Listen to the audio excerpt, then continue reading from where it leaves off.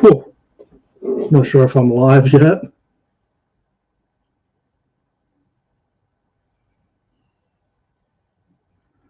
Testing. Not sure if I'm live yet. Whew. Seems like I am. Okay. So no doubt no one's going to watch this because no one watches this channel anymore. And this is just me figuring out live. But anyway, what's up everybody? This is G the Hypersapien.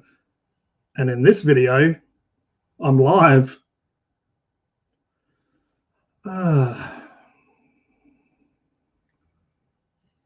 This is one hairy cup of tea. Anyway, have you ever seen a tea shark? Dun, dun, dun, dun, dun, dun, dun, dun, dun, dun. Tea shark.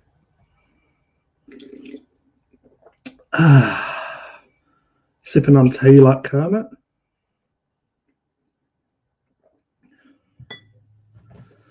So yeah, I was going to go live on Funkin' Hungry, my second YouTube channel, and I was going to do some stupid eating stuff, but seems like I didn't set up live, and you have to wait 24 hours to 48 hours for them to verify. So cheers for that. Cheers for that, YouTube. Now I'm just on G the Hypersapien, and I didn't prepare any hobby. Well, this is a orc that I prepared earlier that I didn't prepare. So yeah, this is obviously just more of a test to see how this live stuff works. There's all these random settings, bubble, classic. Might put like a weird background here just so you don't have to see my messy hobby space. Look, there's one person watching, and I'm pretty sure that's myself on my other account, testing like just to see if it's working. Oh, let's chuck this on, hey? Let's make ourselves look all professional. Whew. All right, so obviously I'm just talking to myself because, yeah, as I said, no one watches this channel anymore, do they? All right. Now I need to set up. Oh, excuse me. That must be that chili from earlier. But I need to set up stuff so I can try and have my ugly mug on screen and, you know, have the stuff dropping down here so you can see what I'm doing. But while I'm live, I might just start working on my boss snick rot, because I need to get it done for the Gorkamorka's Workshop challenge for April, which is paint a boss of any kind.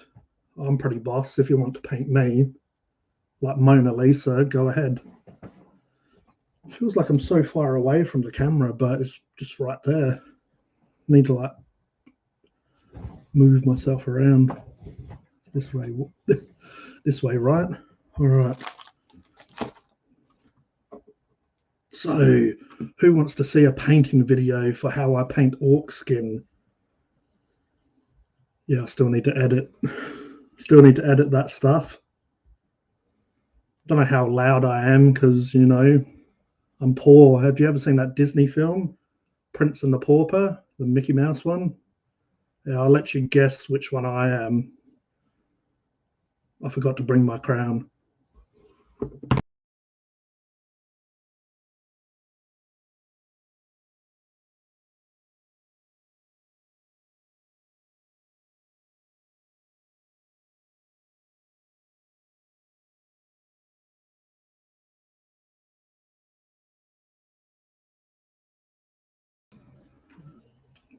Well, that's good. Pretty sure my phone hit the mouse and it went back, and pretty sure that may have exited me from the live stream. It may or may not. It might have still been running. Because, yeah, if you didn't notice, I'm a bit of a noob when it comes to this stuff. So let's like try and put this microphone out the way so it doesn't keep on doing that, hey? Not even turn it off. Turn off the... I just called it a microphone, didn't I? Hang on. Testing. Can you hear me? The mouse, you twat. So yeah, let's turn off the mouse.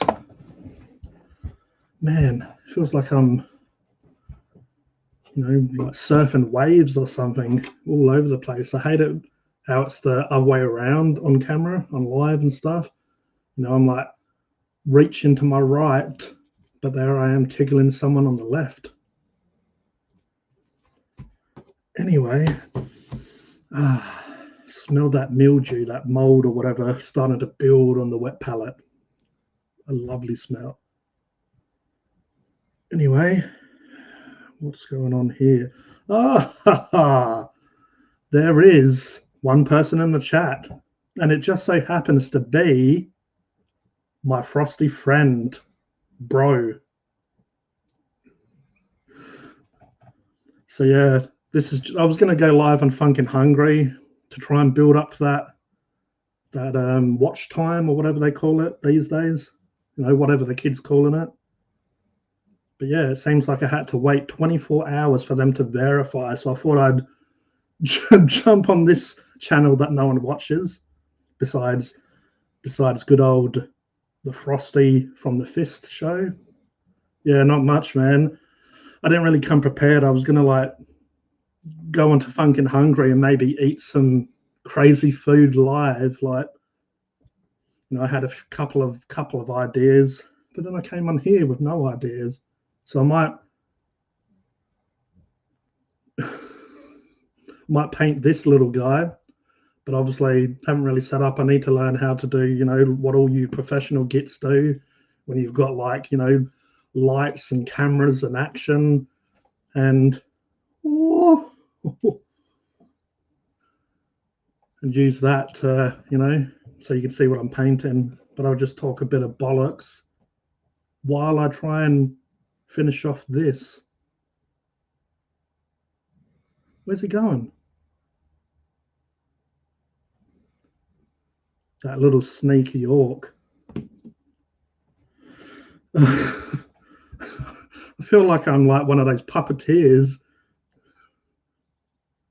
Here, my little orky friend. But yeah, really professional stuff. Like, as soon as this goes live and it's posted and stuff, the subs are just going to go through the roof, and people are just going to wonder how I'm so professional. I look like I haven't slept in about a week as well. Oh. But yeah, you missed my magic trick with my cup of tea. Look at that. But yeah, I was just showing everyone my T-shark, the T-shark trick.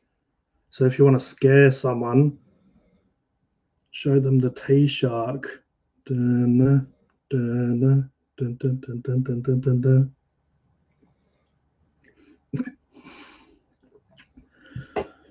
Sipping tea like Kermit.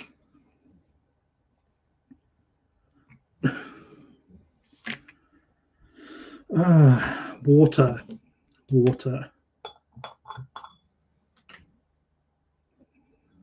This is what I prepared earlier, like a day or two ago in advance. Nice dirty water. I do have some. If you're a professional painter like me, you always prepare another. Look at that. I was going to say it's good enough to drink, but it is still my painting jar. Yeah, that's it. The T-shark. Beware of the T-shark. You've heard of Jaws, you've heard of Sharknado. Coming soon is the T-shark. Where is he? He's a little bit shy sometimes. 24 hours. Yeah, yeah. You know those YouTubers. What are they doing? Probably having a gangbang with what's his name, Mark Zuckerberg or whatever. You know, all those types.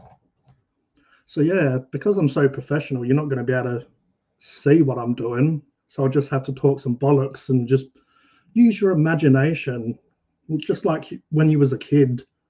You know, just imagine how crap I am painting this model. Nice background. Yeah, had to look really professional for my first stream. Don't have a mic or a headset or nothing set up, and yeah, whatever. Now, this is all just jokes, by the way. I planned all of this. This was all planned. You know, I didn't just turn on some random streaming program and I'm just winging it. Who would do that? You'd have to be a complete plonker to do that. So what colors are we doing? Man, I can't even see this crap. My eyesight's not as good as it used to be. You know, I feel like a mole in a hole. Can't see a gork or mork thing here. Can you give us a preview of what delicious muck bangism we can expect from, or expect when? I can read. Funkin' Hungry goes live. All right. It's nice that you helped me sidetrack me so I don't have to sit there and pretend I'm painting. Well, for a while I've had this little guy, which it did have a tag on it with words and stuff, but it's some habanero hot sauce. So, just for shits and gigs, I was going to bust this open and just scull it and, see how hot it is, basically. Now, some people were saying that turn it on the camera and that's the whole show, yeah, basically. It's lucky I turned that on. It's like I was live, but I didn't know how to. I had to add myself to my own stream, which is a bit, bit stupid. So I'm pretty sure for like a minute, the stream was just blank and there was no noise. That's me, soul baby. Scarlet. So I have these as well, and a few people, like, I wanted to collab with other, but yeah, they're day back ghost pepper spicy chicken, and then it's got some words. But yeah, I was gonna either do a video of these, maybe do it live, just so like people can kind of see the reaction without me having to edit, and just without me say stopping it for 20 minutes and go and have a lie down and then come back and then just make out, oh yeah, they're not that hot. But yeah, I've got these. A few people wanted to collab and haven't heard from them, but I did put the call out to all of the Aussie YouTube community to try these. What else have I got? Got a half-eaten Easter egg that I just started before. This is some of the most challenging food to eat. A chocolate Easter egg.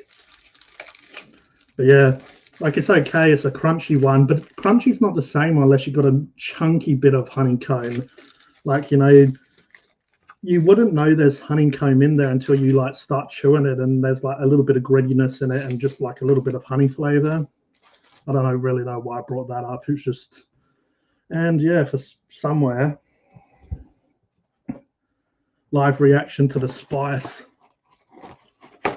And then I have actually 2 boxes of these. Now, as I said to Daz before, pretty sure they're out of date. Well, I know they're out of date because my brother bought bulk amount and a box or whatever of them, and he had them sitting there for a while because obviously he tried them, and obviously they're spicy. I'll sort of show what I'm talking about as I go. But the world's hottest corn chip, do not consume on an empty stomach if you have gastrointestinal problems, if you are pregnant or breastfeeding. Guess I can't do them actually. If you are allergic to chili or capsaicin, if you are sensitive to spicy foods, if you have any other medical conditions, well, between you and I, or between all of us, I've got quite a few, but I don't know if they count in this situation. If you have a cardiac condition, but yeah, I was gonna maybe do these in live because obviously they're gonna be stupidly hot. But I do have 2 packets. This one's like you probably can't tell that well, but it's busted up hardcore. Right? It's like a goon bag. I don't know if Frost and Fist would know that, but like I believe you call it like boxed wine. You know how sophisticated you guys across the pond are, like boxed wine or cask wine, and we call it basically goon. But yeah, if you are alive, don't eat. Yeah, pretty much like like if you woke up one day, don't eat them. If you're a human, don't eat. Don't eat if you don't want to eat.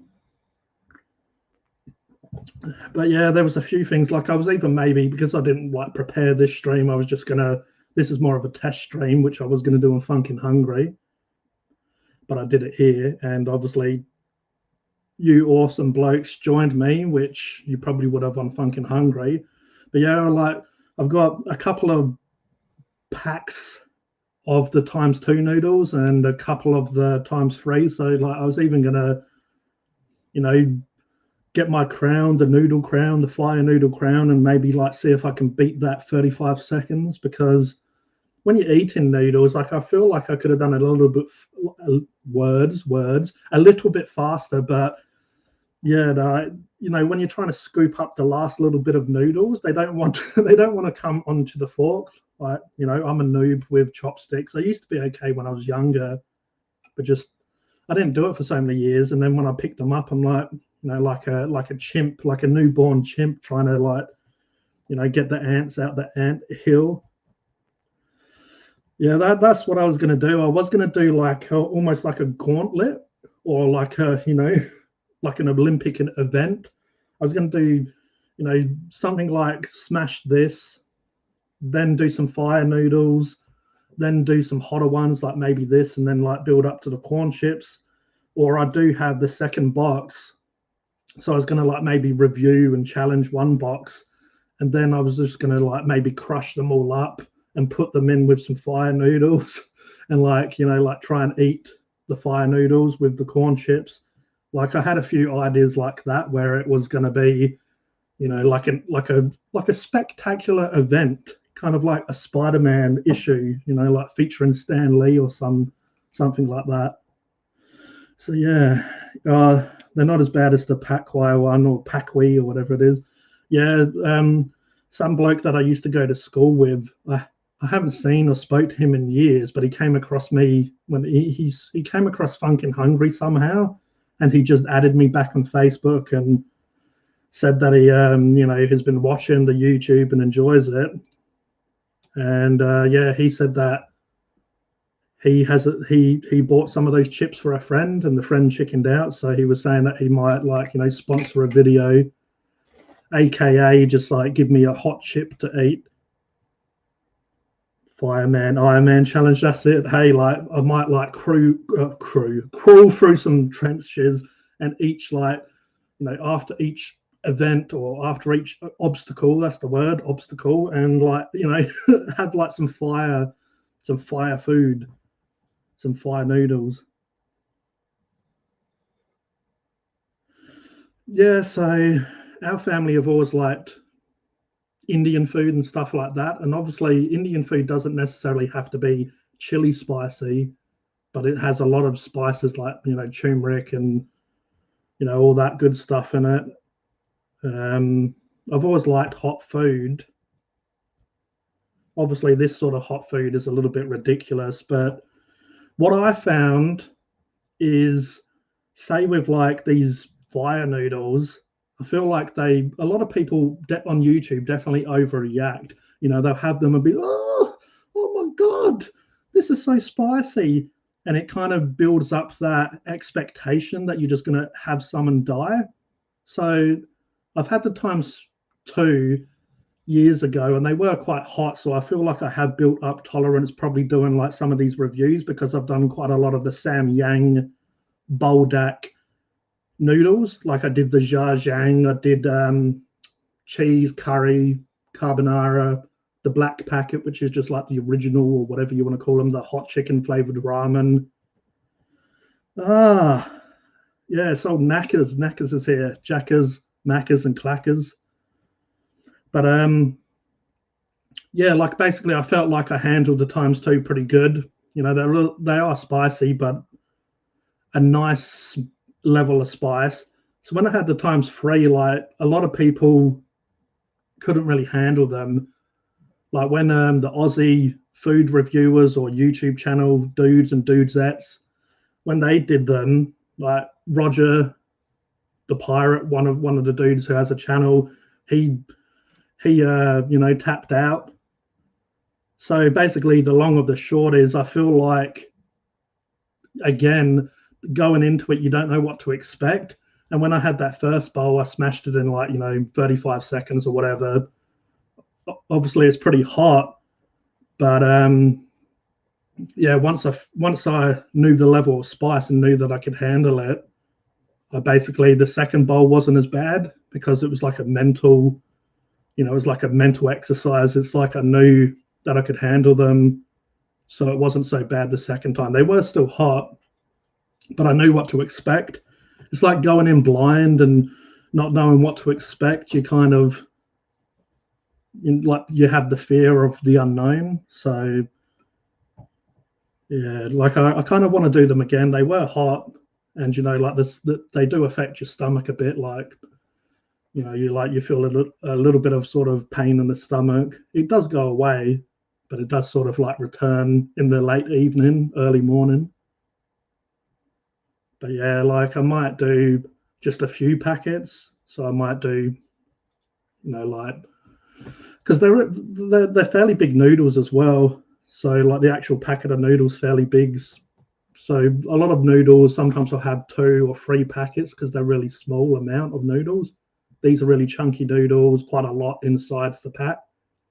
But yeah, I was going to do like, I have the ×3, like I have 3 packets of that left. So I was maybe just going to smash them. I'll probably end up getting more because I kind of have these ideas of what to do with them.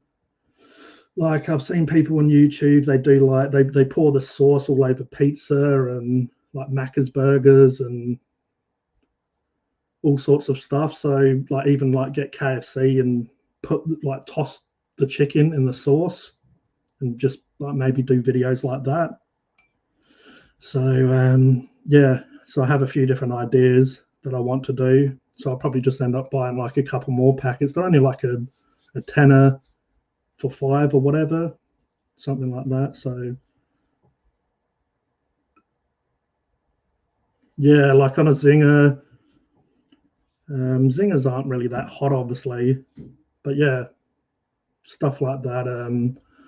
It's like when I did the ×2 as well. I did 2 packets, so I put 2 sauce sachets, or they call it soup, into it, because you sort of stir fry those noodles. You put the sauce in with a little bit of water, and basically you stir fry it so it evaporates all the rest of the water. But yeah, I did 2 packets of them, and just, you know, just to be hardcore, I put in some extra sauce because I have the actual jar, the actual bottle of sauce. So I put extra in. So really, I feel like the ×3 were obviously hotter. Like you can't taste all of the individual sort of flavors in the ×3 ones. The original packet, I feel like you could kind of taste, like you could taste the individual sort of flavors inside it. But ×2, and then when it builds up to the ×3, like it starts losing some of those nice flavors. That even amongst fellow Australians, and if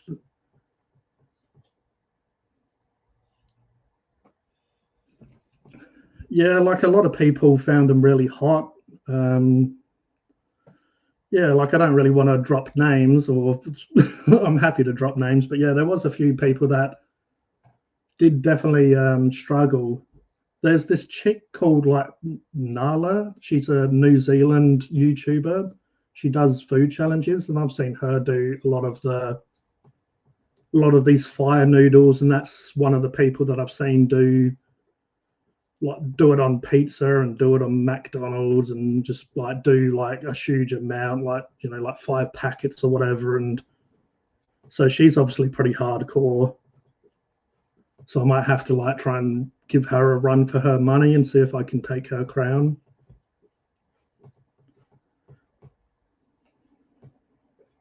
Yeah, Zinger Stacker is good. I mean, now in Adelaide, say like 5 years ago, maybe a bit more, we didn't really have many burger places or many restaurants. You'd have your Chinese curry places like Indian. You'd have all those places, and you'd have like you'd have basically the chicken shops. Everyone in Australia knows the chicken shops or fish and chip shops, whatever you want to call them. We had them, but now we have all these sort of burger gourmet sort of burgers or whatever you want to call them popping up. So there's spoiled for choice now. So KFC isn't as nice anymore. Like there's this I need to review it, but I've ate it a couple of times in my private life. Like it sound like 007. But yeah, it's a Supreme Leader chicken. I'm not sure if that's just South Australian only, or if it's like, is because it's a franchise. We have a few different suburbs. They have them, but the chicken there is really good. You can get like tenders, popcorn chicken, but it is Korean fried chicken. It's a little bit more crispy than KFC. I mean, KFC still has a delicious. I'm on my hobby channel, just like being funkin' hungry. This is just a stunt double. There's two of me really.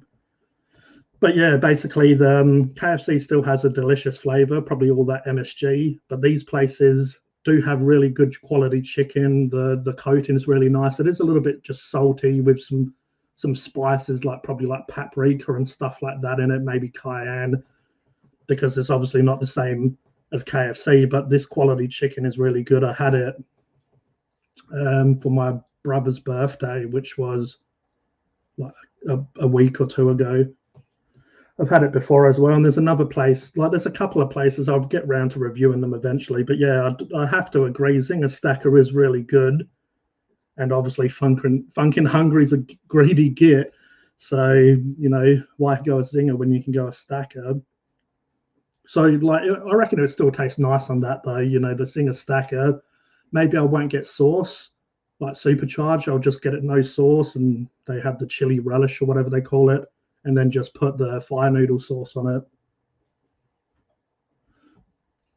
Yeah, like you do actually get quite a lot of sauce in those packets. So you like a lot of noodles, they give you like just a small little sauce sachet. The fire noodles, the Samyang, they're quite generous with the sauce. But yeah, when I did the ×3, I just put one sauce into the one bowl, and then obviously I had off camera the saucepan that I had prepared earlier that had another packet in there.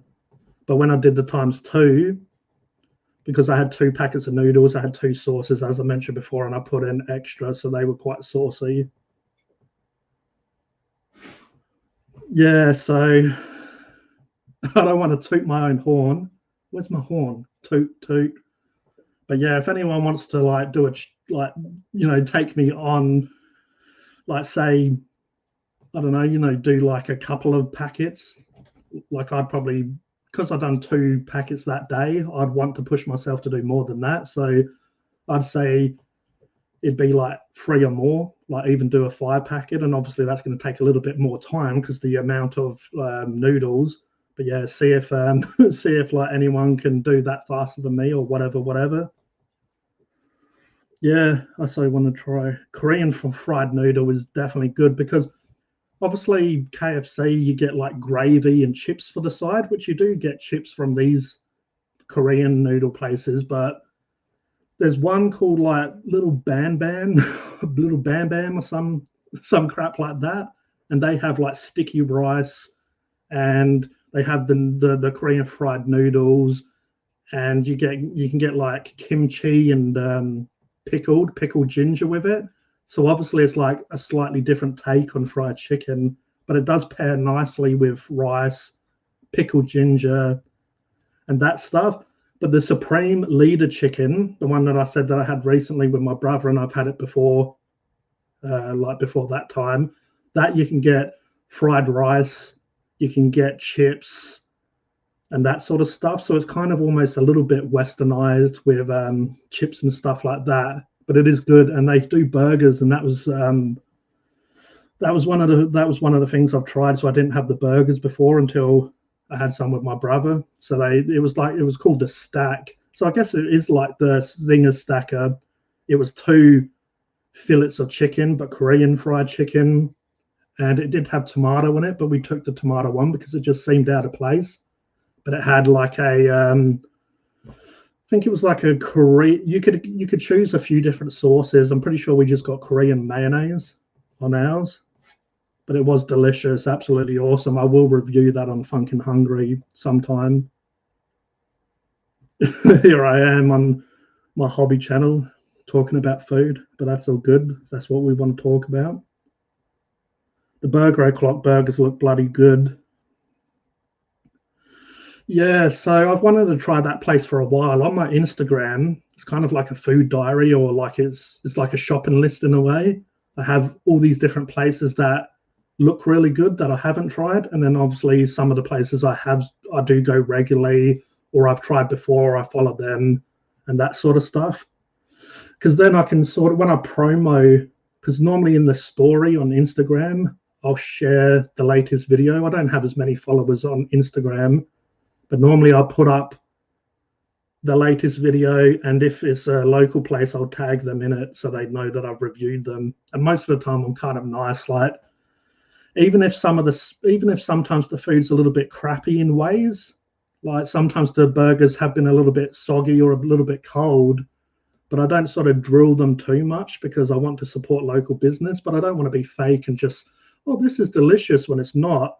But I will be real. Like even on the Burger O'Clock, I probably would have gave them like a 9.5, maybe even more, if it was not warm, when you get it and it's a little bit warm, because obviously it's been sitting there a while and the delivery driver's probably on another delivery and then has to come back, pick up that order and bring it out.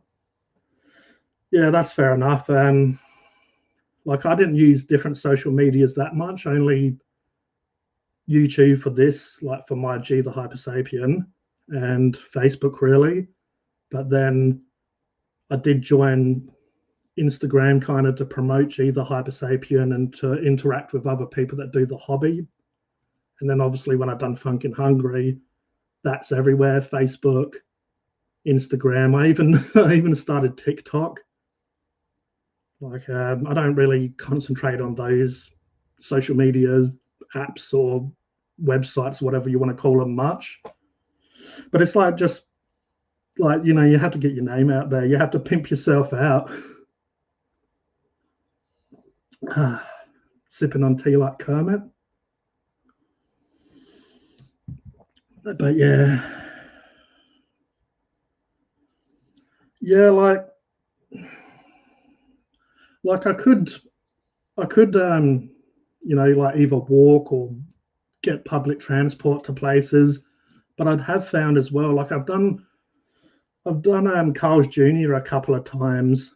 It's a little bit crap though. The Carl's Jr. that I did go to, most of the Carl's Jr.'s, they're near like a main road, so obviously there's a lot of traffic going by. So you can hear the traffic, and I've got a microphone where it's meant to cancel some of that out, but it doesn't do the best job, and it is a little bit loud and all that stuff around. So then another time when I went, I did like voiceover just to try that out to see if that was better, doing voiceover instead of having all these. Because sometimes when I'm reviewing and I'm in public, it's like all of a sudden a bike's going by and vroom, and a truck all of a sudden. It's like just the most noisiest vehicles just rock up when you're about to record. But yeah, when I did a cafe, Rhino's Cafe, because I did a review for them at home, they were quite grateful. So basically, when I went into there in person, I did say to them, "Oh, do you mind turning down the radio and stuff like that?" They was really nice, really great customer service. They turned it down for us, and but there's still people dining in, like there I am trying to review, and there's people tucking into their food and cling, cling, cling, cling, and having chats and stuff, which is totally fine. But that's one reason I do stuff though as well from home, because I have experimented, and obviously it's fairly quiet here. Even though sometimes someone might turn on their lawnmower and stuff in the middle of a review.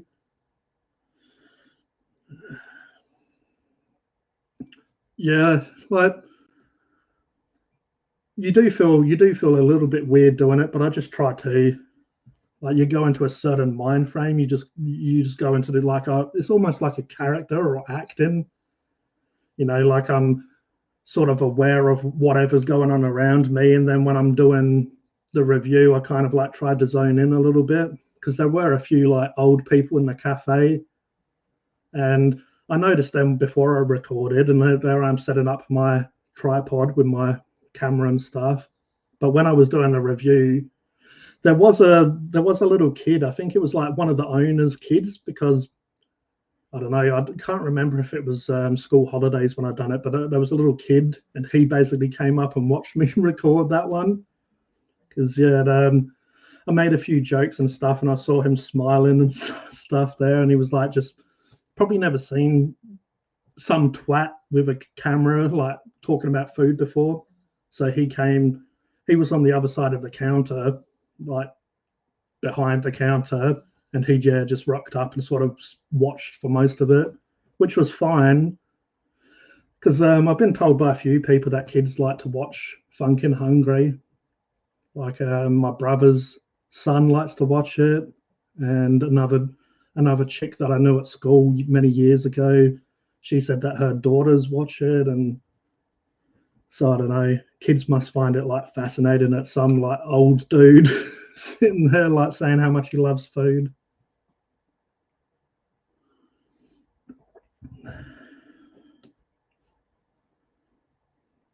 That's awesome, man. I appreciate that. Really appreciate that. Cheers. Like, I only, like, hey, what's up, Steve? What's going on, man? But yeah, like, I've got the Teespring store that I have my Hypersapien. I have some other designs, like I have a clown design and just a few other bits and pieces. That's on Teespring, and then I have Redbubble, and I only get from a T-shirt. It's been a while since someone's bought one, so I can't really remember. But basically, I don't get tons of money. So for the stickers, I probably only get like a dollar 50 or whatever, which I still appreciate. Like, to me, it's not really the money. It's like just people enjoy what I do so much that they might rock a T-shirt, might grab some stickers or whatever. Like, I appreciate all the support. It just feels kind of nice, that someone's like rocking your stuff. So it's all good. Not really here for the money. If I was, I'd be like, doing what some people do when they do reviews, and just like reviewing McDonald's 20,000 times. Like, oh, here I am with a quarter pounder again. Oh, let's see if it's any different. No, that's a quarter pounder, all right. Like, I want. That's why I'm trying to.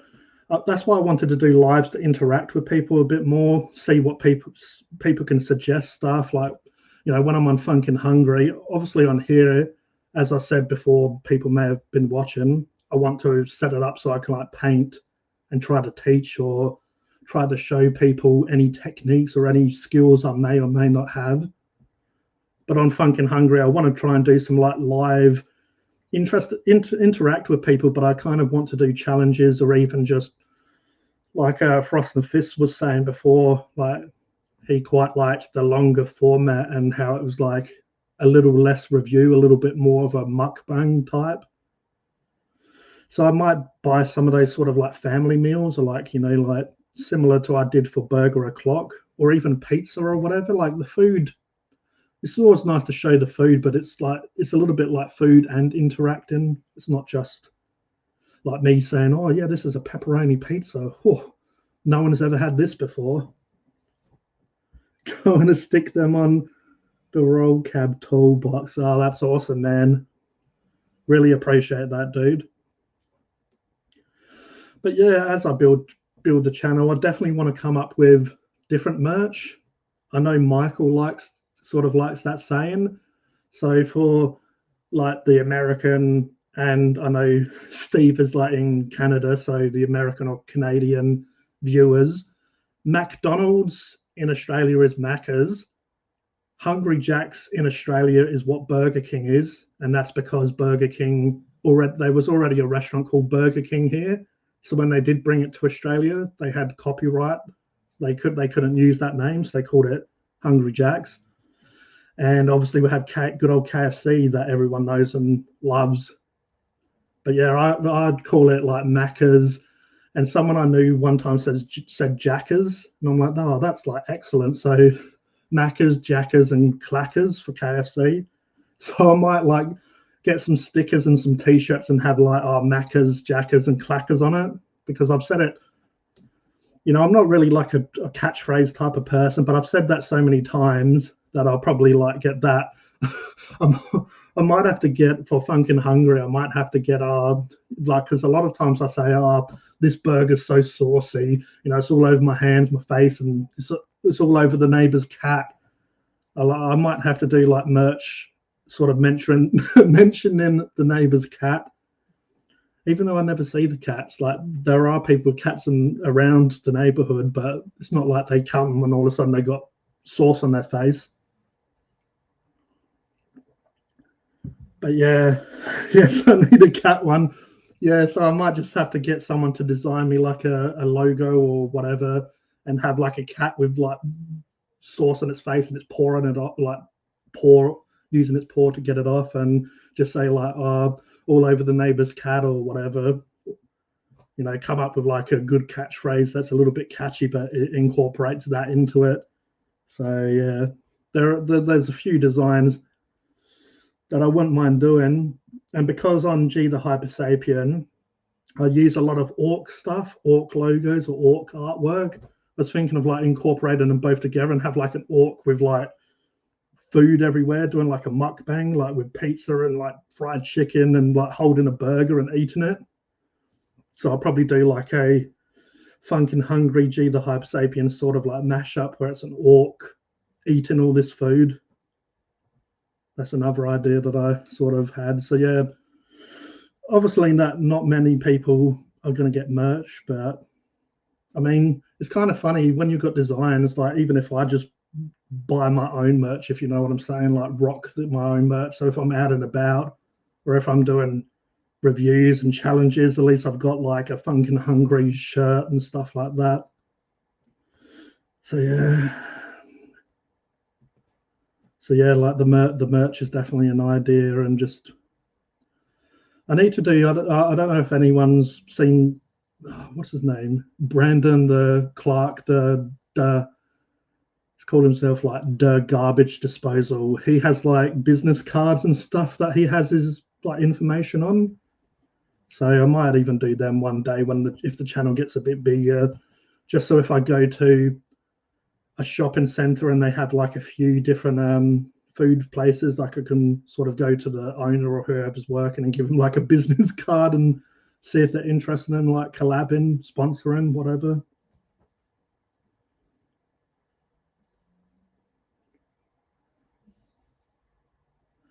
Yeah, I'll have to look into that.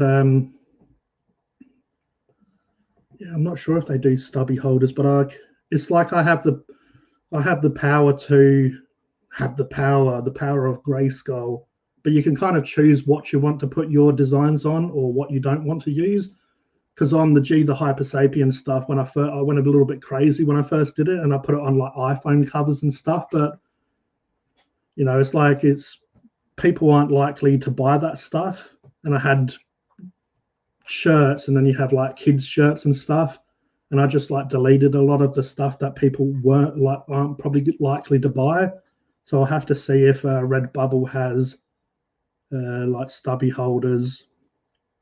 if they do, like, I'm happy to smash it on there for you. So I'll have to have a look into that, because I've got my designs on like the Funkin' Hungry logo. I've got that on hypersapienwear.com, which is the Teespring store. I have paid to like have my own name on it, which like you have to pay for every year. But yeah, Redbubble as well. I've got just my Funkin' Hungry stuff on there. Yeah, yeah. If they do, I'll let you know for sure, man. But yeah, the Redbubble just has my Funkin' Hungry logo, and it just has obviously stickers and a few various other items. But yeah, that would be actually pretty good, because sometimes I rock the can of drink. Yeah, it'd be good to have that. Be a pretty good item. Not even sure how long I've been live. 47 minutes, man. I've been talking a bit of crap for a little bit now. But yeah, I appreciate everyone that stopped by and came on the live. I just thought I was going to do it on Funkin' Hungry. I don't know if Michael was here and heard it, but for some reason I didn't activate my live, whatever they want to call it. I didn't activate live, so I have to wait a day, 24 hours, until I can verify and use live. So yeah, I was going to do Funkin' Hungry, but at the end of the day, this is sort of the same sort of stuff. But I was going to like do obviously painting and stuff on this channel eventually, but I wasn't prepared and I didn't really know how to do. Yeah, that's all good. I was going to do it on Funkin' Hungry, but have to wait till my account gets verified for live, which is 24 hours, it said. But yeah, when eventually I'll sort of go back and forth, and I'm do it on Funkin' Hungry because there's quite a lot of people that probably are likely to interact and be in the live chat. But I do want to do stuff here as well and do my hobby side of stuff. So eventually I'll set it up so I can like show you what I'm painting. Because I've used the StreamYard. I've been on like Taz Daz's lives and stuff. And I've been on Frost and Fist live, but I believe they use a different streaming service. I think it's Melon or something like that. So most of the time they're doing like all the background stuff. I just have to join and just show my ugly face and just act like a twat for like an hour or two, and that's all good. But yeah, there's like lots of settings. Like I put up this background because you can change the image in the background. I kind of knew that I could do that. Now I do have my webcam. Eventually, if I do this quite a lot, I'll probably get like a better microphone, because I don't know how clear I can hear. Sometimes when I've gone, or you can hear rather, but sometimes I watch Taz Daz's live stream back, and I'm not sure if I'm a little bit quiet compared to some people who might have better microphones. So yeah, this was kind of like the test stream. So yeah, obviously it's not working out too bad, and it's clear. That's good. Pretty clear. So yeah, probably could be better. I do have like a little clip-on microphone. That it's not the most expensive one though. All right, that's awesome.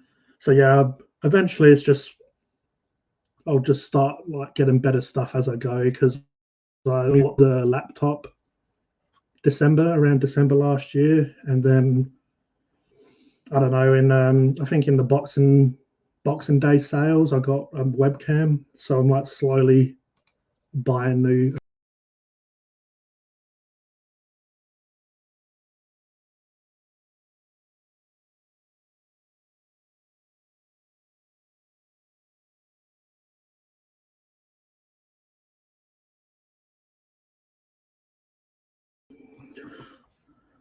Sorry about that. Stupid microphone. I don't know what microphone. I said it again. This mouse. I don't know why. Like sometimes these buttons. I've used mouse before. Mice, mouse, rats. But yeah, sometimes I press back, and obviously when it's on the live, it just takes me out of it for a second. So sorry about that. Yeah, dropped out. Yeah, stupid me. I don't know if it's just this mouse, because the back button's like right where you kind of like rest your finger. So sometimes when I was playing around, trying to play around with settings, and the finger just like taps it a little bit, like it's quite sensitive. But yeah, I'm pretty sure other mouse that I've had, like the buttons are a little bit higher up, so you don't like accidentally touch them. I don't know. It's probably just me. User, the user is the problem, not the device. But yeah, as well, I know you can put like background music on here. Obviously, copyright issues, but I'll have to look into music that I can play during streams. Just because sometimes when I do Funk and Hungry, and when I do G the Hypersapien, me personally, I just like to have like really quiet background music as I do videos. Yeah, I can mess around with it. It's not really like an issue, but it's just obviously on these streams and stuff. Like I did it earlier on as well, like a total knob, pressed it and it like takes me out of the live, but luckily the live's still playing.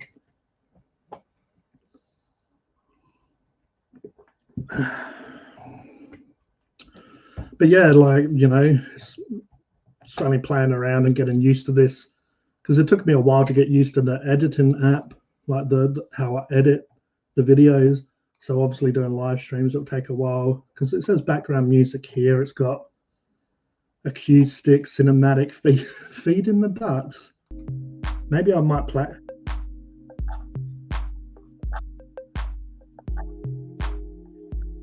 Yeah, as well. Like doing videos, I feel like the audio is pretty good on the videos. It's just because it's a little bit different setup with live. Oh, yet again, I need to play around with settings and like play around with the mic and stuff. But yeah, that's sort of the idea, to have like a little microphone. But yeah, I don't know if you guys can hear this music, but it's got background music and I can turn it up and down.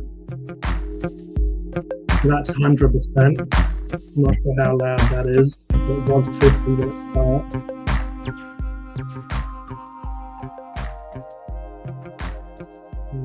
That's 50.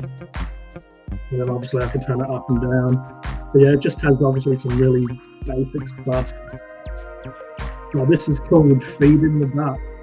Like intergalactic, let's feed some alien ducks. Drown your voice out. Yeah, so if I was going to do it, I'll probably just do it quite low, like that. That's only 15. I don't know if it's even worth putting it on. Like I can hear it. It's quite faint though.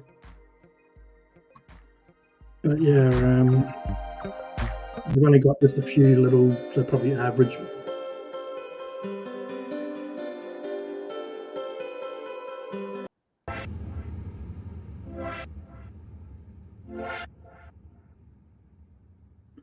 Yeah, 15. Like I just like my videos, I don't put it up too much. And sometimes when I'm editing, I might have it up a bit higher, and then towards the end, turn it down a bit because it gets too much. But yeah, just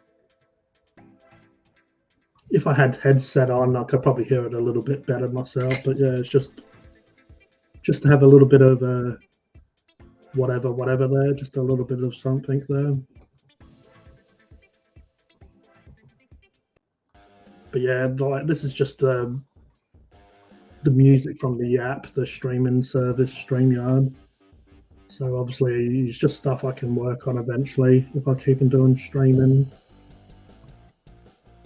Because I've always wanted to do painting videos, just kind of try to help people that aren't that good at painting, but also Funk and Hungry. Just interact with people a little bit more. Obviously, I try to always answer comments. I try and have a little bit of a chat. If someone wants to chat with me in comments, I'm always like happy to chat back. But at least here, anyone that has any sort of wants to talk a little bit more, wants to give me ideas for videos, give me feedback or whatever, like definitely do it on Funk and Hungry as well. And as I said, like it would be cool to do some sort of like live challenges. At least I could even do like mukbangs and stuff. I do need to sort out my hobby area. Like, obviously, I've got my hobby, my laptop. I've got all my hobby stuff, my paints and stuff here. Yeah, like obviously, I'm a pretty small channel. Like, I've only just, I don't know, I'm like what, I'm Funkin' Hungry. I'm about 520 or subs or whatever. Here I'm 450 because I neglected this channel a little bit for Funkin' Hungry. You know, some people probably don't even know I'm like doing this right now. Yeah, that's it. The instant interaction and just letting people, you know, feel a little bit more welcome. As I was touching on before, I hate some channels. They are bigger channels, and obviously they would get a lot of notifications. But I just feel like if someone's taking the time to watch your content and they enjoy it that much that they're gonna say, "Oh, they want to talk to you," they're gonna comment on the video, they're gonna give you ideas and feedback. Like the least I can do is talk to them back and say I appreciate it. And obviously, if they want to keep on talking, like if they reply back to my reply, then I'm willing and happy. I mean, I don't live that much of a busy life. Obviously, some people have all sorts going on in their life, but I've seen some of these YouTubers and they just get, you know, 30, 40 comments and they just don't interact. They don't talk back to anyone. They don't like, sometimes they might reply to one comment and then no one else. I don't really understand why you would take the time. And a lot of times I see them only say cheers or whatever. You know, they'll reply, but it would just be like a one-word reply or an emoji. Why even bother if you're gonna like? Why do it to one when you're not going to do it to the other ones? I mean, people love the YouTubes that much though that you see the next video that they're commenting again and saying the same stuff, but then they've been ignored again. As I said, I just appreciate people supporting or enjoying the content, so I'm gonna speak back to them. And like Frost and Fitz Meath said, you know, it's fun doing lives, instant interaction. You know, you can hear like how I talk like a complete idiot. You know, like I can't edit out some of the stuff. But no, a lot of times I obviously sort of am not that serious. I'll pay out myself. I'll make stupid jokes and sometimes try and put a GIF or try and put in like a little joke in there somewhere. Like I've been trying to put in, like sometimes I'll say a joke and then when I edit, I'll like put in a little clip from a video in there and stuff like that. Because I know other YouTubers do that, but that's kind of, it just makes the editing side fun. Like I make jokes, but then I can add like little stupid, silly bits in the editing process.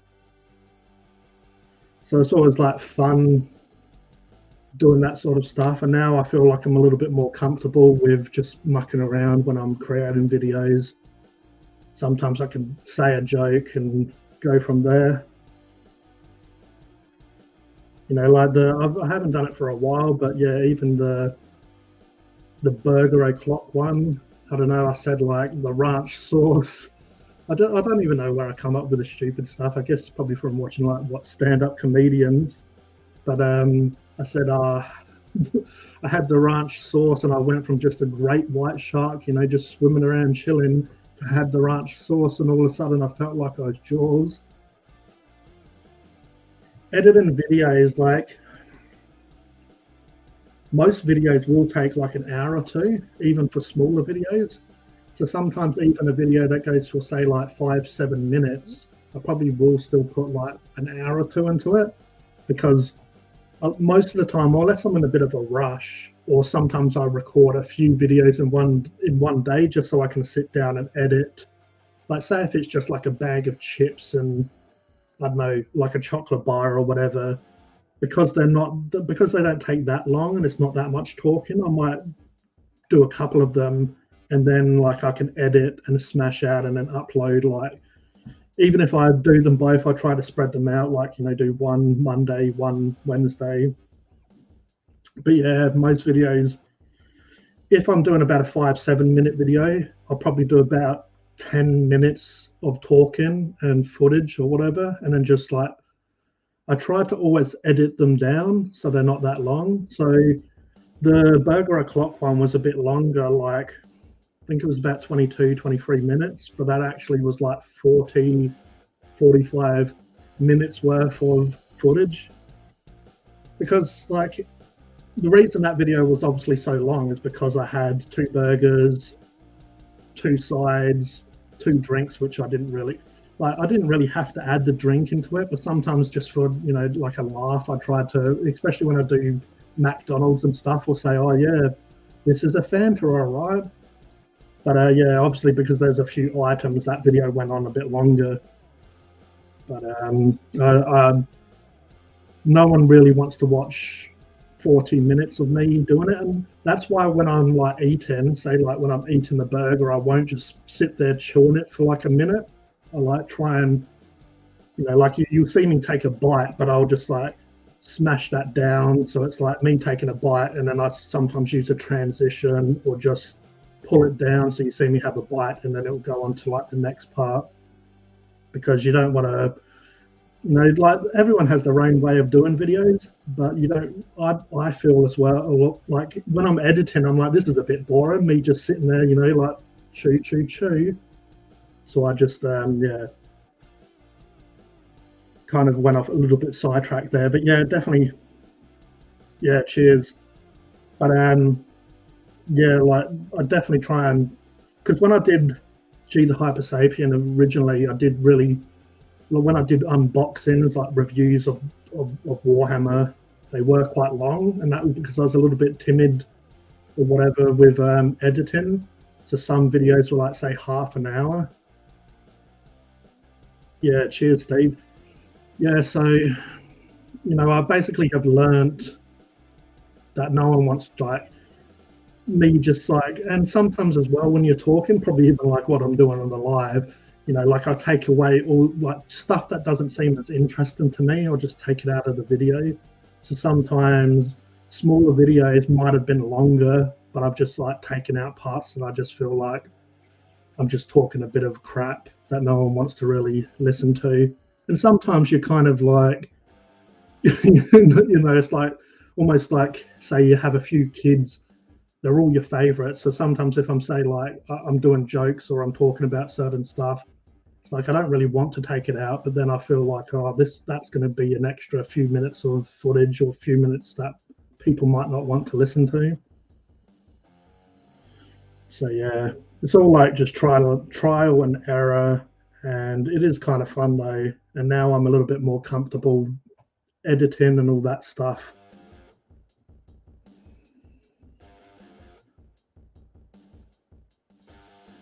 Yeah, no, that's fair. Like, and that's it. Some people want short videos, like, you know, just a few minutes, basically just to see the product and me go, yum, this is good, or whatever.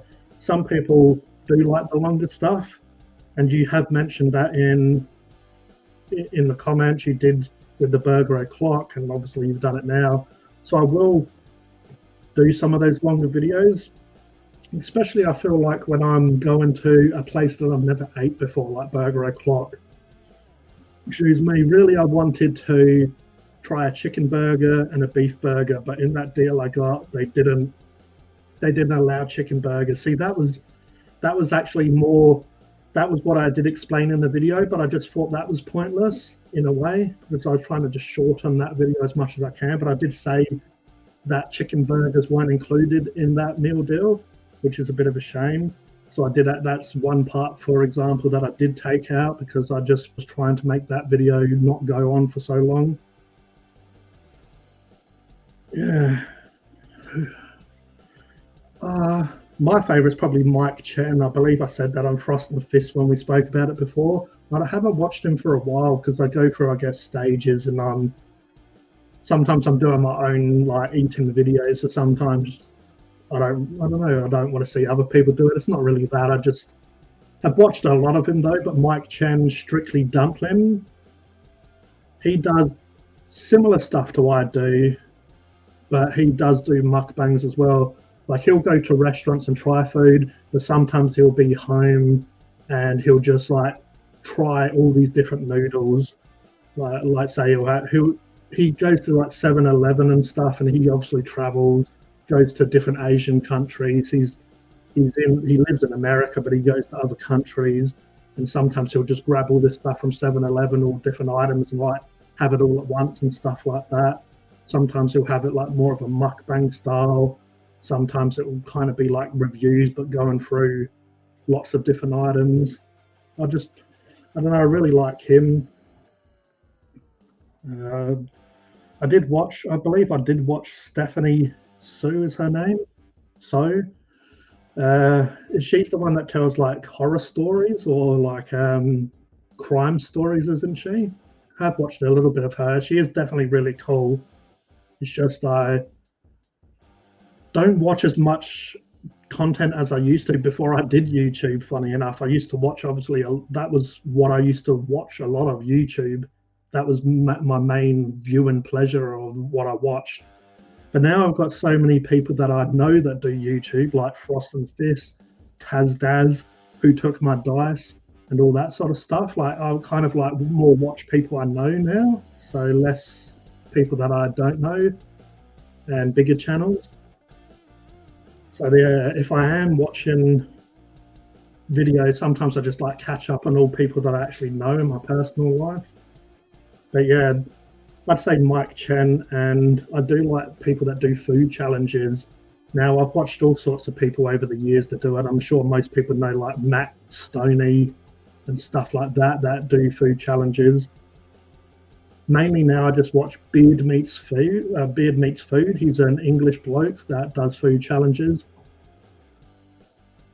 So obviously that's a little bit different than you asked, but I do watch food people that do traveling food shows. I like people that do like the more mukbang or muck, and I like food challenges. I like people that just do food reviews. So before I really before I really watched Taz Daz and other Australians that done it, I used to watch, well, he's an Australian, but I used to watch Grego, like Greg's Kitchen. He was a bloke I watched.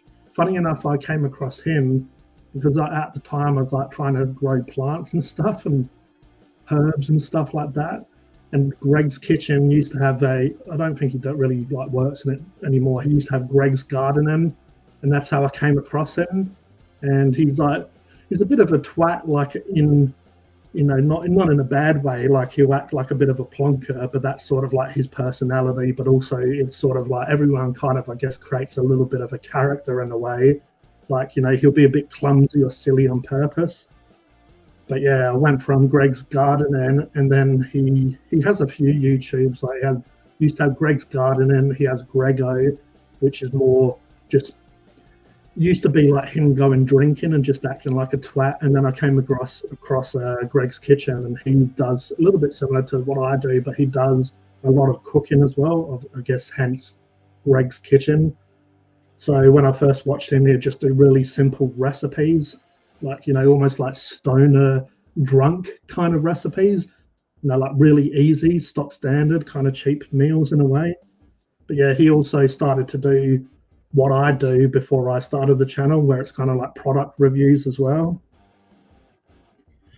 So yeah, like I definitely, that's why I ended up doing G the Hypersapien, because when I got back into the hobby, it was a way to keep me, because it's such an expensive hobby, and I've spent like, definitely like thousands now on models and paints and tools and stuff. You don't want to just do that and get kind of bored like sometimes we do, or we have all this stuff and then you get distracted by other stuff. So I did the channel to keep me on task, which it didn't really, because I ended up starting Funkin' Hungry and kind of neglected this channel a little bit. But yeah, basically it was to do the YouTube channel because I've always loved YouTube as a platform and wanted to do a channel. I thought it would keep me, if I keep on putting out content and doing models and just box reviews.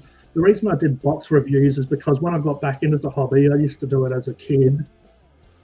I stopped around like 17 because basically me and the friend that I was used to do it with, you start drinking and stuff. You start, getting always interested in like, girls, women, but you kind of like that's, you get occupied with that sort of stuff in life, like going to clubs and pubs and just that stuff. So I stopped doing it. So when I got back into it, some of the models were the same as what I was a kid. So like 10, 15 years, it was the same models. Like obviously some of the people that know Warhammer in the chat, so like the boys and the knobs and stuff are the same models that they were when I was a kid. But then there was a lot of new models, so I thought it's kind of like seeing it through my eyes. Like say there's a new model that I'm seeing for the first time, kind of stuff. Other people have seen it before, but it's, and also when I got back into the hobby, there were some unboxing and looking at some of these kits, but they kind of like, oh, this is it, this is the model. Like it was really quickly, so that's why I try to be a bit more slow and thorough through looking at the model. And as I was saying before, I was a little bit slow before. Now I am trying to speed it up a little bit, but it's almost like a way, even say like 5 years, if someone's like, oh, what was the certain kit like, they have those special models like here, the Goth Rocker, which is limited time sort of stuff. Like, what did that model look like? If you didn't buy it, someone might be interested and come back and have a look at the review or the unboxing. But yeah, I've always been interested in food stuff as well, so that's why I obviously started Funkin' Hungry. Another person, like you was asking who I like, I've started to get into this guy called Sunny, and his YouTube channel is Best Ever Food Review Show or whatever it's called. And he goes to like other countries, and I really like that because he will try their culture. Like they might eat rats or they might eat bugs or whatever, like stuff that's strange to us, but obviously their culture and their country, it's just normal. So I kind of like that. And if I ever did get a little bit bigger and more popular and was able to fund stuff, I would love to like go to other countries and try different nationalities food, different culture food.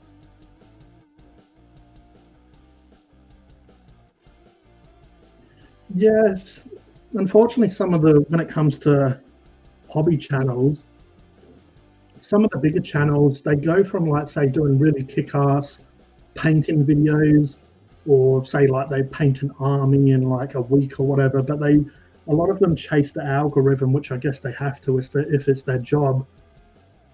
But channels like Goober Town and Squidmar and stuff, I really loved them when they was kind of smaller. But now some of them, it's like I spent like $500, or I spent $1,000 or 2,000 on this Warhammer model. What does it look like? That type of stuff, which I guess to some people it's interesting, but I kind of just lose interest in a way. Personally, it's just, I'd rather support people that I know, like, Frost and Fist and stuff like that. I'd rather spend that time that I might be watching other channels, like tune into your live streams and, like maybe paint up a model and stuff as I listen and chat to you. So yeah, I'd rather watch people kind of that I know just to support them and show them the love and respect they show me, support them back. But also,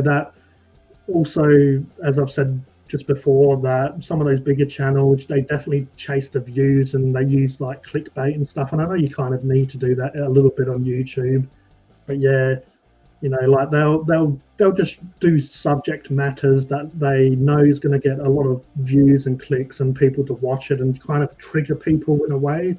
Like they like to trigger you, just so like they'll say something a little bit they'll say something just to trigger you, just to get you to go and write a comment. Where I'm just a bit more chilled or real, that if you want to comment, because you enjoy the content, or some people do it because they want to troll me and say like, I'm terrible at whatever. But yeah, just yeah, they just make content that they know is going to be, trying to find the word, like they know it's going to be controversial or whatever, so they will do the topic about that just to bring in the views and the clicks and stuff. So it gets a little bit meh to me. So that's why I do stop watching some bigger channels. But there are still some bigger channels that are awesome. Like I've quite like Richard Gray now. So he's for people that are into the Warhammer side of stuff. He does like Golden Demons, and basically, he's an amazing painter. I like watching stuff like that. And then there's other people that I don't really, I appreciate that they're into the hobby, but painting phase, like Peachy is a really good painter, but he seems to be doing like really basic techniques now, like dry brushing and stuff like that. Because his idea is like he's trying to help people that don't like that side of the hobby painting just to get them onto the tabletop. But I really like painting phases like chats they have like a podcast type setup where they'll just have a couple of people when they've interviewed a few people, like Pete the War Gamer. He's another dude that has a big channel, but he sticks he's mainly a kit basher. Like he'll create models, but I like how he'll kit bash and then like paint the model in one video, and it'll be like say 20 minutes, half an hour. So there are still bigger channels and Duncan Rhodes is obviously quite popular, but there are big channels that they still make great content. So I'll watch them, but I won't watch the people that are obviously just being controversial and just, I was going to buy a house, but I ended up spending it on Warhammer instead, and I can't eat for a week or something. Like obviously just talking a bit of crap just to get you to watch and get you to comment and all that stuff, which I know is a part of YouTube. It's how they get the views, but I'm not interested in really supporting someone like that. They got hundreds of thousands of other people that are willing to watch them, so good on them.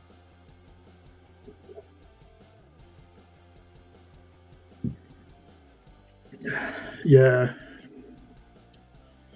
So there's plenty of sort of us that even in the food side of stuff, there's a lot of people that sort of support me or watch my content and make videos. So I'll do that back. I'll watch their videos. Most of the time I watch them when they drop, but sometimes if I am a little bit busy, it might be a couple of days later, but I'll watch them, comment, and do all of the algorithm likes and all that stuff. Just because, even with the hobby stuff, like obviously Frost and Fists, like Mephos and me and stuff, there's a few of us and we've all sort of became quite close, I guess. So I'll support all of you guys, and you support, and just it's like this. If I didn't have the few of you coming to watch me, I'd just be still playing with my drink. But nah, like I didn't know what to expect, but yeah, I really appreciate all the people that have dropped in and showed love. So yeah, I've been on Frost and Fists a few times, and I've gone on Tazbaz's live streams, and yeah, it's quite. I guess because I'm the only one talking. My mouth feels like it's a little bit on fire. I'm sure like Mephos is used to that when he does it by himself. Giggity. But yeah, yeah, when you're by yourself, it's like I've been on for like an hour, coming up to an hour 20, and it just feels like I've been on here for 10 minutes. It's kind of crazy. Like when I'm interacting with you guys and all that sort of stuff. But yeah, I don't know how long I'll be on, but if anyone wants to ask or suggest, something that I could do, I was going to paint. I do have my wet palette set up.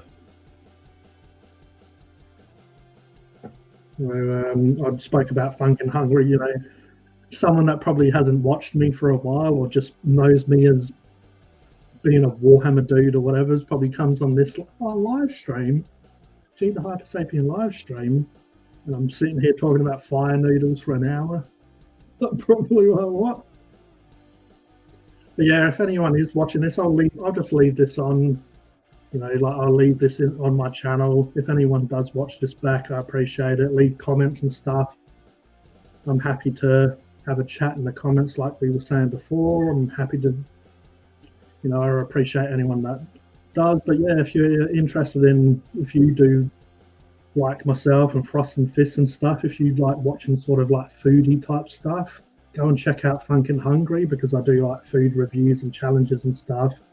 I still feel Funk and Hungry, it's built. That's why I neglected this channel a little bit, just because it was getting popular, if you want to call it that, and a lot of people were sort of interacting with me on that, and it was easier to do like eating videos than painting videos, which I do have a painting video coming soon of Snickrot painting orc skin. There he is. But yeah, if you want to check that out, go ahead. It's Funk and Hungry, PH. It's like funk,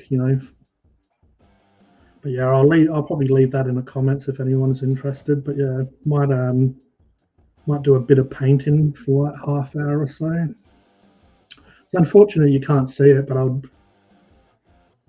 if anyone wants to chat as I'm painting.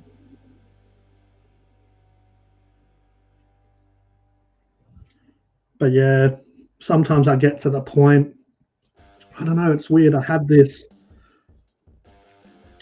ever since I've done art, I used to draw a lot when I was younger. I used to like create characters and stuff. I'm always like a really hard critic on my artwork or my paint jobs. So I just feel like sometimes it's, I don't know, scared isn't really the word, but I don't like the finishing stage. I like starting the model. Like I really feel hyped up. And when it gets to the stage where I never know when to, I'm gonna hit the, all right, I really appreciate it, Michael.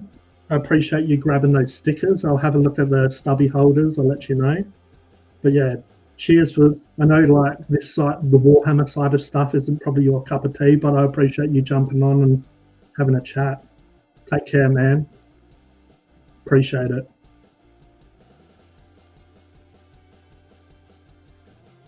Yeah, I'll probably turn that off now. Like I know you're not telling me to turn it off, but I'll probably just do it just so if I do want to sort of show the model, it'll be a little bit easier. Yeah. I mean, thanks. Yeah, cheers. Have a good night, man. Sleep well. Yeah, you can obviously definitely see me in my glory now, but yeah, I just have this, I know other people probably feel this as well. It's like when you get to the finish line or when I'm close to finishing, it's like I'm reluctant to finish the model because it's like I've had so much fun. It's like I've had so much fun that I don't want it to end. So I don't know if that makes sense. I'm sure some people can relate, but it's like I don't want to finish it because I've had so much fun, and obviously finishing it does mean I can like move on to another project. And that's probably why I start so many though. Like I've got a box of boys here that are pretty much finished, but they need like a few little finishing touches. But it's like I enjoy painting that I don't want it to end in a way. But I do need to finish Snickrot because it's one of the Gorkamorka's workshop challenges to paint the boss. And I need to finish my squeak buggy. I've got this crew members and stuff to finish. I'll show a little bit of, because I'm on live stream, I'll show a little bit of hobby that I'm doing. So I do have the box of boys. So these are sort of the standard of boys. You're not going to be able to see it that well. I will end up sharing these on Instagram and my Facebook page. So that is obviously G the Hypersapien.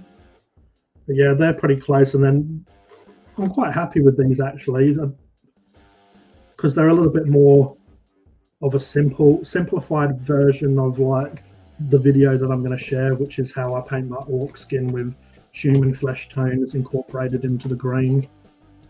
I've got this.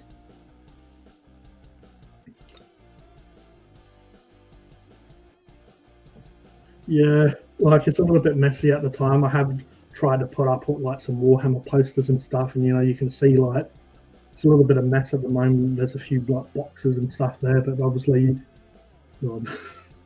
obviously you can see that's what I used to spray Snickrot with, the Chaos Black, and then like the Xenophil, Hey, what's going on, Underdog Painting? Cheers for stopping by. But yeah, I don't feel like the background's too bad, but especially for like Warhammer related stuff when it's funkin' hungry, it's like, what is this background? But yeah, here's my squid buggy. You're not going to be able to see it again that well, but with this, I tried to do. I know I've showed Mephos and stuff. This it's like you can imagine like a really red shiny truck, but it's just been sitting there for so long it's just faded and rusty and stuff. So it has that sort of brown, reddish tone to it. I'm quite happy with this one. I still need to work on the wheels and a few little bits, and then I've got all the crew laying around. So I need to finish that off. Again, the cans which I've shared on Facebook and stuff, they're pretty much done. There's just a few little there's a few little bits and pieces. Like I haven't actually painted the rim of the base yet, and I've only done dry brushing on the base, which my basin for my 40k orcs for my beast snaggers, and I did it for my squid buggy. It's kind of like a desert sort of scheme, and then just to change stuff up for my like traditional walks or whatever you want to call them. This is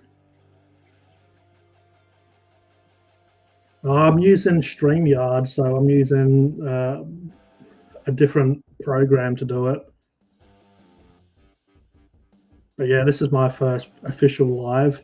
I've been on other people's lives, but yeah, with the base, I've only just like done a mid grey and a bit of a light grey for a dry brush. And what I like to do, I mean, it looks okay in camera because you can't really see like the imperfections and the skulls, because I did this for a challenge and technically they're finished. Like some people would be happy with them. Some people have seen pictures of them and well, they're finished, like they're perfect as is. But as I'm talking about, I'm a bit of a fussy git when it comes to my stuff. Like this is just dark brown, the skull. So obviously normally I do like a Rhinox hide, which is a dark brown. I think it has put a bit of a mid brown, like Mornfang brown. I use mainly Citadel colors. And then Morghast bone is a fairly new bone color from Citadel, and then I use like Screaming Skull or whatever like that to build it up. So it is a few steps more than some people might take, but I just like because I did if anyone's interested, I did do a painting skulls or painting bone video of how I kind of do it, which is just building up from like a dark brown, and obviously you leave like the dark brown in certain places, like obviously the nose and the eye socket, you'll leave the dark brown, and then I'll start building around the mid brown, and then build up and then you start you start moving into a glaze. Instead of using just kind of like layers, you start glazing, so you just use more transparent paint, kind of so you can see some of the browns under, and then build up to that skull. That's like Screaming Skull or bright bone color. But yeah, they're pretty good up because I haven't got like a proper scheme yet, and that's one reason I haven't smashed out my army. I've got a scheme kind of for my orc boys and stuff. But yeah, I kind of just rushed them. Also, one of my ideas is a lot of the weapons are being powered up by wire energy.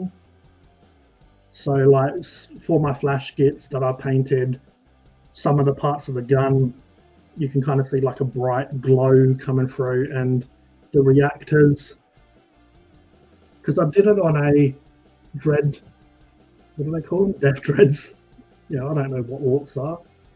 So I did it on my death dreads, but I'm probably going to strip that because that was a while ago and I'm not that happy with it. But I did incorporate that style into my killer can, so it's being powered up by wire energy.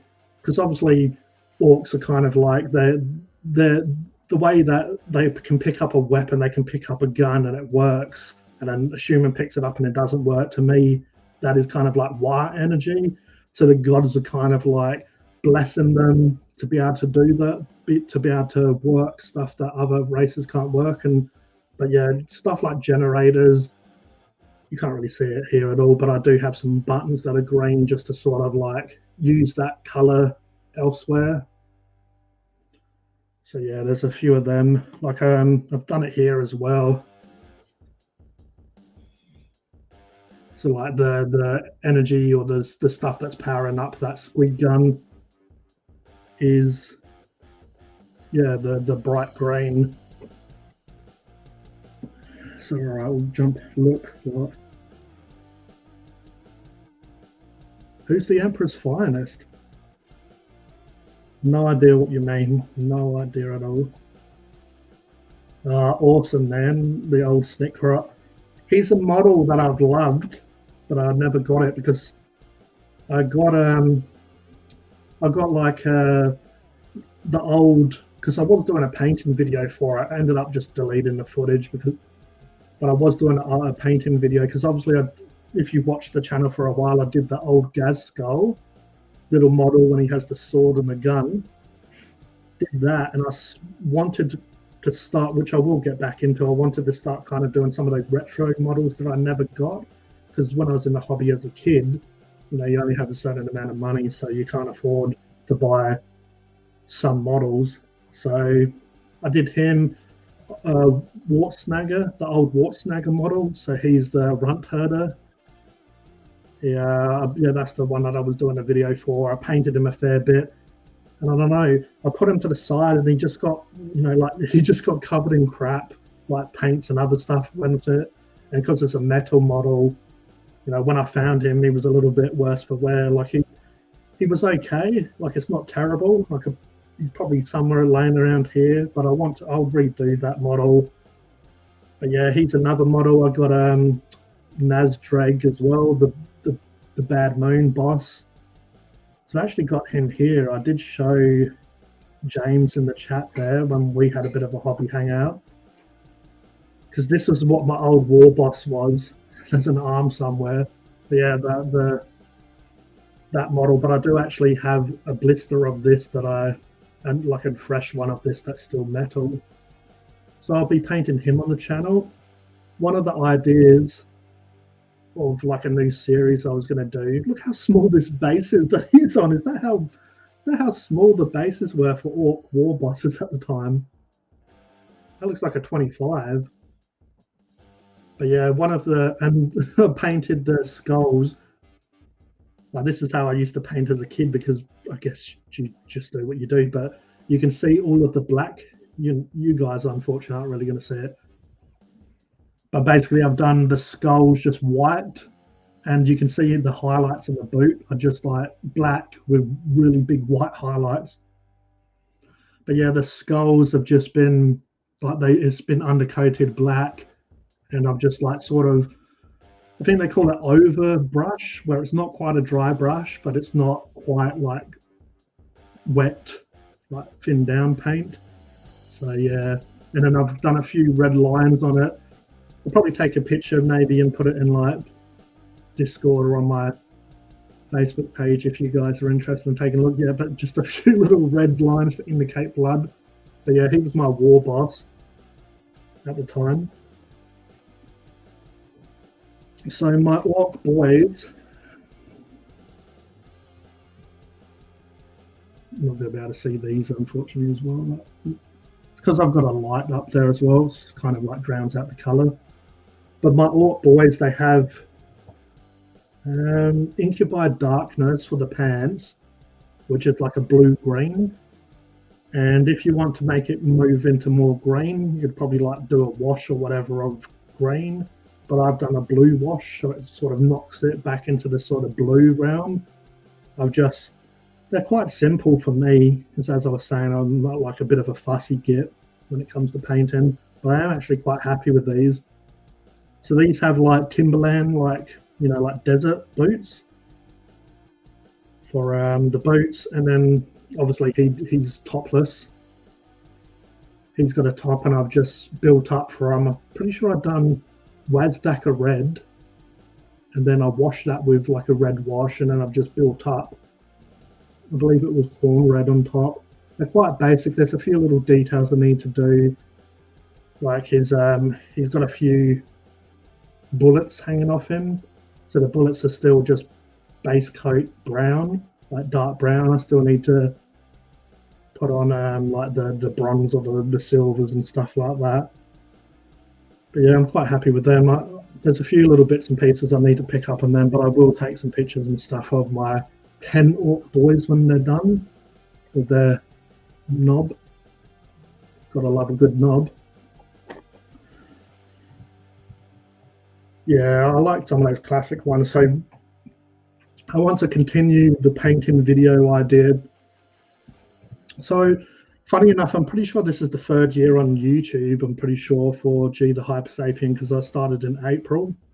Because when I was going into this earlier, had like a little happy birthday or whatever. It said like, this your channel's birthday.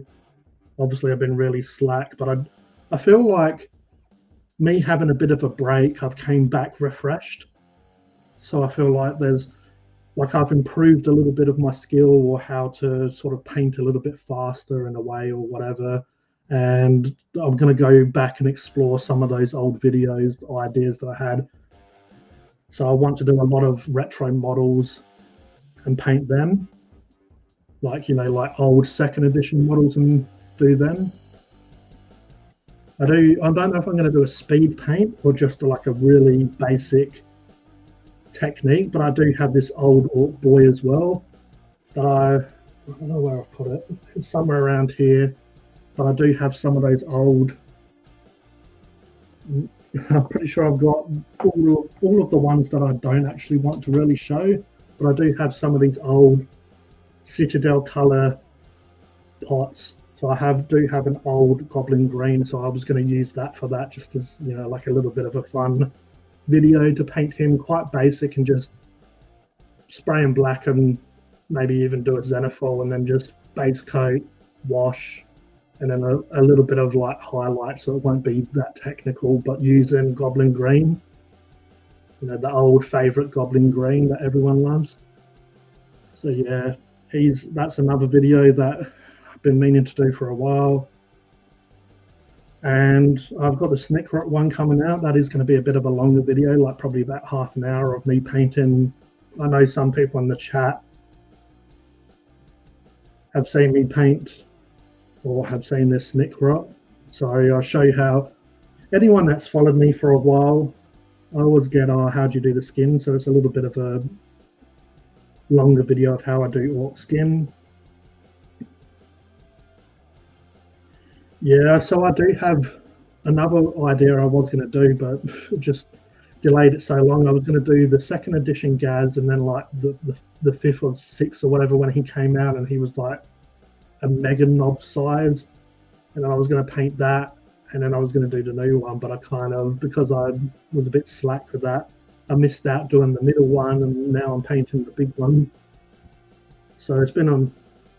So that's my Gaz that I need to finish off. He's kind of like the Snickrot. I was getting a little bit burnt out painting the black armor, but my black armor I incorporated in quite a lot of blues and greys and greens. So I believe Mephos has the Gaz Skull book, so I had the audio. I had the audio version, and the cover art for that book, it shows Gazskull's face and some of the armor around him, but it has quite a lot of like, kind of like space wolf blues and green blues, like sort of turquoise colors incorporated into some of the shine of the armor. So you're not really going to be able to see it on camera, but basically these parts where the light will be reflecting, I do have sort of like smoky blues and sort of like bluey green colors incorporated into it. But yeah, that's going to be my Gaz, where it's not going to be solid black and using greys for the edge highlight. I'm going to be using like blues and stuff like that, kind of like cooler colors. Yeah, I need to finish him off as well. I was going to do a video for him, but he's another model that I wanted to put a lot of time into, and I'm just not one of those people yet, like, you know, like Ninjon or whoever, that can kind of like paint really well and do videos and make them like, say, like 18 minutes long. but they've like painted a masterpiece, but somehow they've only just put all the best parts in there. I haven't like mastered that yet. Hey, what's going on, Nate? Cheers for stopping by, man. Appreciate it. Yeah, you live fairly sort of local to me, and yeah, it's obviously creeping up to midnight, so I appreciate you stopping by. But yeah, so I haven't sort of mastered the art of doing like a 20-minute video and just putting all the best parts in yet. So just to just to not stress me out, I've done my gas gold sort of, and also another reason I didn't do a video for him is because I started listening to the audio book, and so I started listening to the audio book, and I was meant to be doing the cans at the time for the Gorkamorka's workshop challenges that we do. So if you don't know anything about them, if you join like the Facebook page and stuff, we do monthly challenges. So April, which we're in now, it means we've officially done 1 year's worth of challenges. But yeah, this was what it was going to be. The challenge was, which I did kind of finish as I touched on before, but they're not up to my sort of standard yet. So I need to just sort of touch them up a bit, give them a bit of a touch up and a rub down. But yeah, that was the challenge. And then I started listening to the audio book, and then I'm like, oh, why haven't I painted Gaz? Like, I've had him for he's probably been around two years or something now. And I was just loving that book so much that I was building him, and then he was fairly built because I sort of built him a while ago. Like, he was in parts. So I just finished building him, obviously still armless and headless. But yeah, I enjoyed that book so much that I wanted to paint him as I went along, sort of like to just amp me up. Or it was a really enjoyable experience though, painting him and listening to the story about him, and I just really fell in love with him as well. Because I've always been more of an orcs and goblin fantasy type of person, so Grimgor is my favourite orc, and I know obviously a lot of people that are into 40k more, Gaz Skull, good old Gazzy would be their favourite orc, or they might even, be a strange person and like Wart Snagger for some reason. But yeah, just like really felt, I've always liked Gaz Skull. I mean, how can you not like a bigger beast like this? But yeah, really fell in love with him as a character more, listening to it. And also, like, this is an awesome model. It's like, it did win the best model for Games Workshop for that year that it came out. So yeah, it would have been 2 years ago, I believe, because I think it was Avatar Kane was last year, and then he was 2 years ago. But yeah, like, I just really fell in love with this model more. Like, I loved it when it came out, and obviously I've got 2 of these. So I bought Prophecy of the Wolf, and I do like my wolves. I do like the Ragnar model. I mean, what an awesome box set though, having this and Ragnar in the same box. They're like, I feel like the wolves should have had a little bit more wolf stuff in there. I probably would have liked, different troops. But then you got the knobs, and the mega knobs was pretty good with the orcs.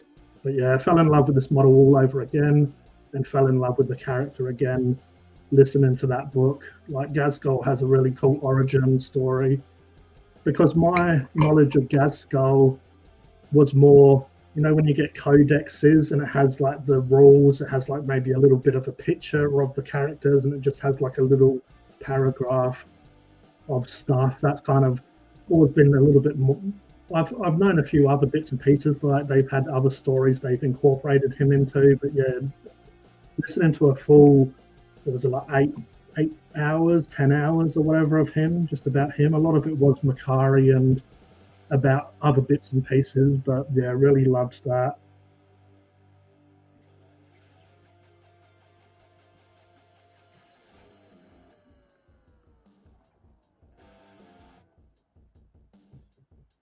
Yeah, but your videos are really good. You've got your videos, and then you've got my videos, which are like, like trash, like, like you gave a crackhead the camera and they don't even know how to use it, and they're like it's facing themselves, like the camera's looking at themselves, and upload it and call it good.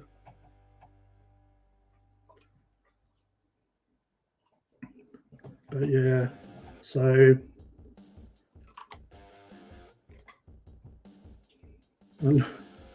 that's a War Boss and Mega Armor, and then there's Gazka.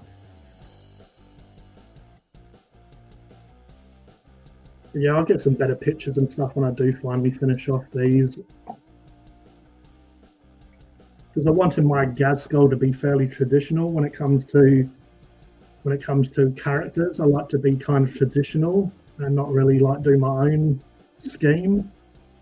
But as I mentioned before, I'm putting like Incubi Darkness, Dark Reaper, and some like greeny blues into the armor, so it's not it's going to be black, but it's going to have other like sort of shines of other colors coming from. So I guess black armor, you know, if there's explosions and just the moon and stuff, it's all going to be sort of reflecting and showing different colors and stuff on the armor.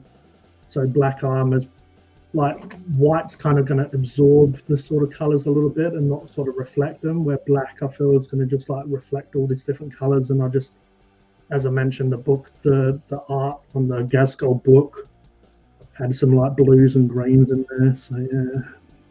So yeah, stupid me has all these projects going all at once, but I will get there. I will and I say that, and I'm also painting wherever he is the Beast Boss, but that's because I went to my brother's, and you know, I like to bring a project to do. Sometimes I'll help him build and paint his stuff. I was painting up some Marvel stuff of his, but yeah, I built him up and like was bringing him there to sort of have a project or whatever to do there. But yeah, with this one, I'm doing like a really light skin orc, so it's going to have some green in it, so it's not just pure white. And I'm still doing the technique where I'm putting human flesh tones into it, so his ears and mouth and some of the scars and stuff have some skin tones. But yeah, he's going to be quite a bright orc, probably kind of like a Ogren camo. I was using these Panzer Ace colors, so I have these like really white, these sort of really white greens. But yeah, sort of, if anyone knows Citadel, sort of like Ogren camo would probably be kind of like the base color, and then building it up to like more of a bone beige khaki sort of color. But yeah, he's quite a good model, and another model to add to the list of stuff I need to complete. Painted up Gaz. Yeah. That's so stupid though, because I painted up. Yet again, he's not 100% finished, because, like I was saying before, I kind of have this weird. I don't want to finish a model because I'm enjoying it too much, so I put it to the side and start another model. But yeah, I did Ragnar instead of Gazskull, so I'm like meant to be G the War Boss, or G the Hypersapien, the Orc guy. There's me doing Ragnar, and there's you getting cranked in and getting into the Orc side of stuff, which is kind of weird, you know, for us.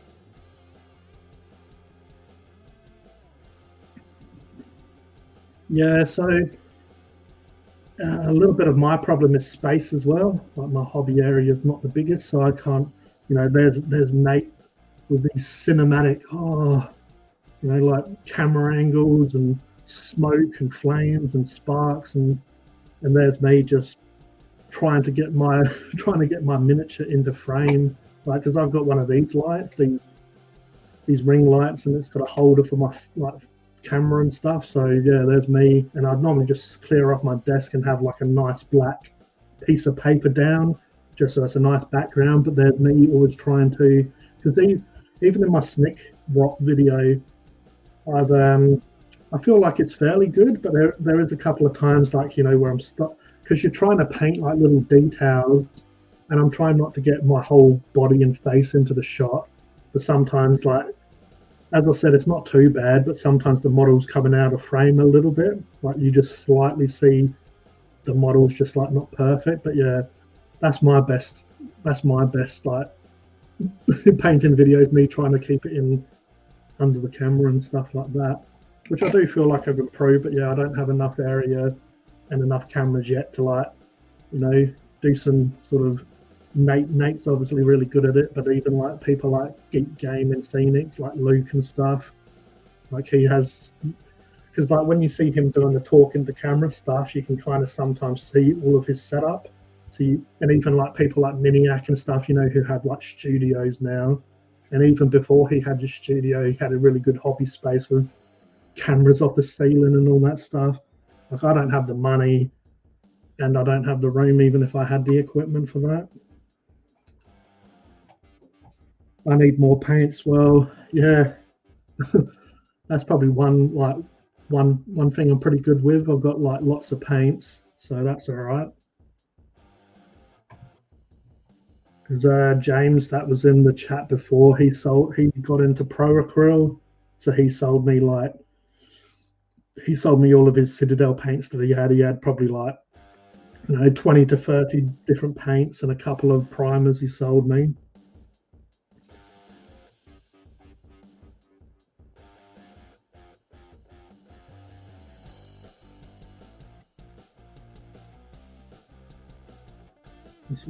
Yeah.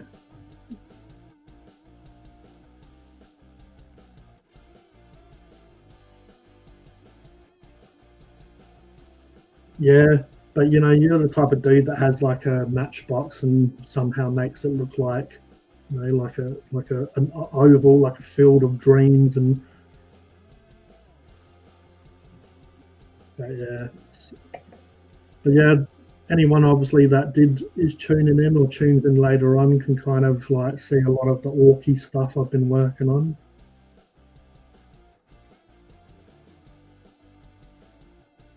But yeah, I'll get there eventually, and once I have some stuff painted, then I might even do like battle reports. But then my problem is I'm really noob with the game, especially with another new edition coming out.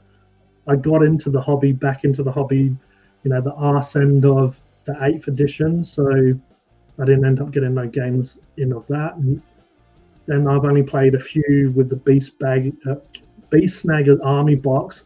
I played a few games with that, but they were pretty fun games. But they have Wart Snagger in that box, and he just didn't suit that box. Obviously, they put him in there because they wanted to sell the model and they wanted to make the box set a little bit more, make people want to get it because of the character. But yeah, he didn't suit that. So he's mainly a model that buffs grots, and he was in with like what Beast Snagger boys and Smasher Squig and Squig Hump boys.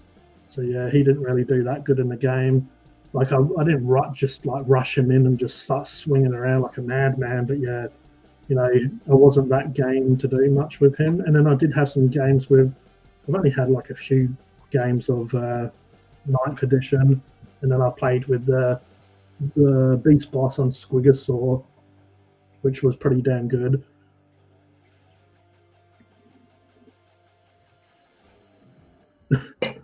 Yeah, but your videos do look really good, man, compared to mine. But I mean, hopefully when I start doing more videos properly, they will be better. As I said, the Snickrock one shouldn't be too bad. I'm not gonna look like a Marvel film with like rockets flying in and smashing and stuff like that. But I feel like at the end of the day, everyone has the type of videos they do and whatever. I'm kind of here just to kind of help people with techniques. Like I feel like I'm obviously not the best painter, and I don't blow smoke up my own ass, but that's sort of what I'm there to do. Kind of like a noob version of Vince Venturella. But yeah, just there to sort of, because I want to do more painting videos eventually.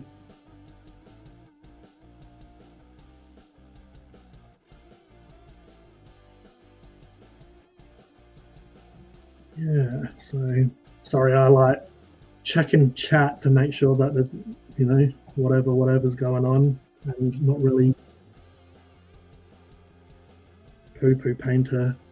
Yeah, well, the thing is, I know I'm like, if I'm going to be honest, I know I'm an alright painter, but there are better people, and there's better people that have bigger followings. So, you know, a lot of people, why would they watch my channel or what I have to offer when there's other people? But I do get quite a lot. Oh, how did you paint that and stuff? And it's like a lot of people have asked how I painted Snick Rot. So I did say to them that I've got a painting video coming out for it, which I do, and I need to edit. It's pretty much done, but I kind of need to do the intro and outro and just,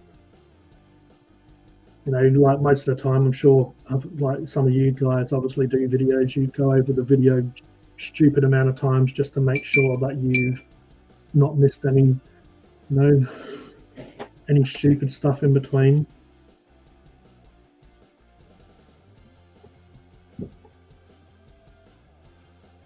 But yeah, so, but also a lot of the videos I've done have been quite basic so far, like the techniques.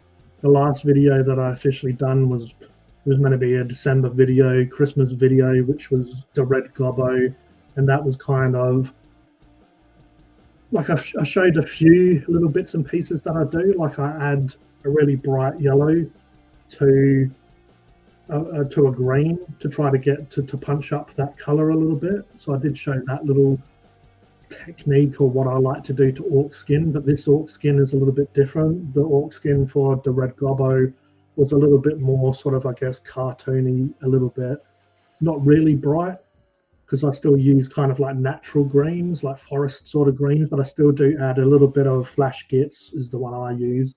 But yeah, whatever brand you use, like a bright yellow.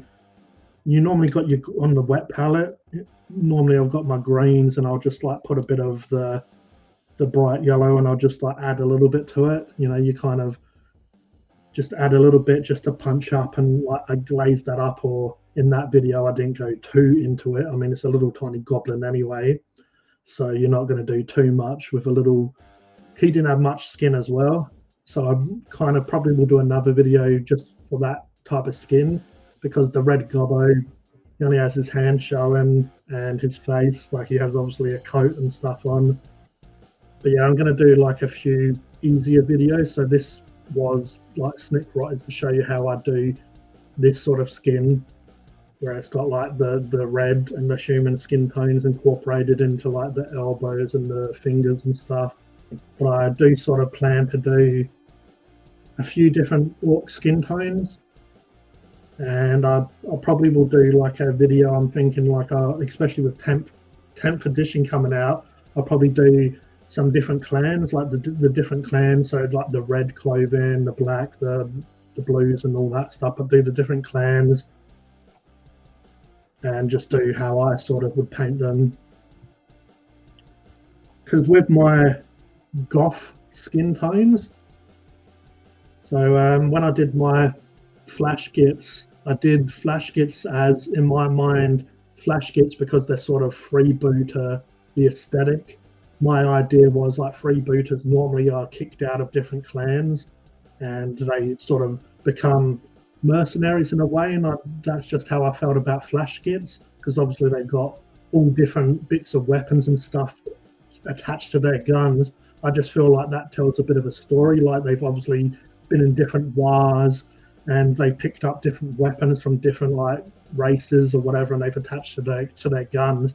But just to keep it interesting as well, so it's not sort of boring, I did 5 different models from different clans, or even just different wars. So I did one that looked a little bit like Gears of War, the Locust, which have like grey skins. So I did that for one of the skins, so I might even do that. Even though I wouldn't really paint a whole army like that, it was definitely fun to do. So I'll probably do like a grey orc skin. A lot of people do like red orc skin, so I might even do like a, you know, my own version of how to do an easy orc skin. Might even do purple orc skin, because I've just always wanted to do like Thanos, like from Marvel, that sort of color in an orc. See what that looks like. And obviously Thanos has that sort of like pastel. I guess there's a like this sort of purple. But yeah, back to my goths. My goths, I just came up with the idea because I was obviously trying to make them look different than how I normally do orc skin. I just thought, you know, goths in real life are normally really pale with black, and that's kind of what I've done. And it's a little bit similar to that beast boss I showed you.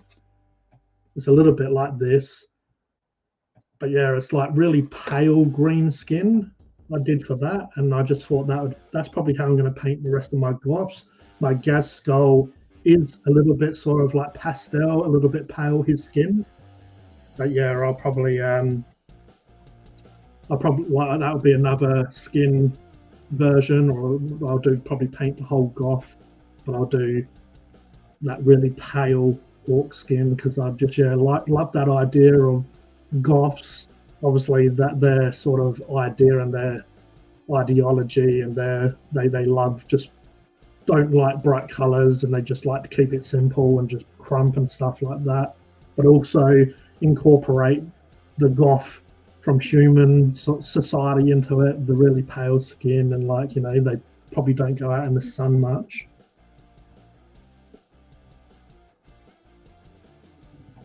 Yeah, that's it. Everyone has something to bring to the table, and that's kind of what's amazing about this hobby. I feel like I'm an okay painter, and you know, like obviously a lot of people do ask me how I do certain stuff, so that's how I'm going to bring it.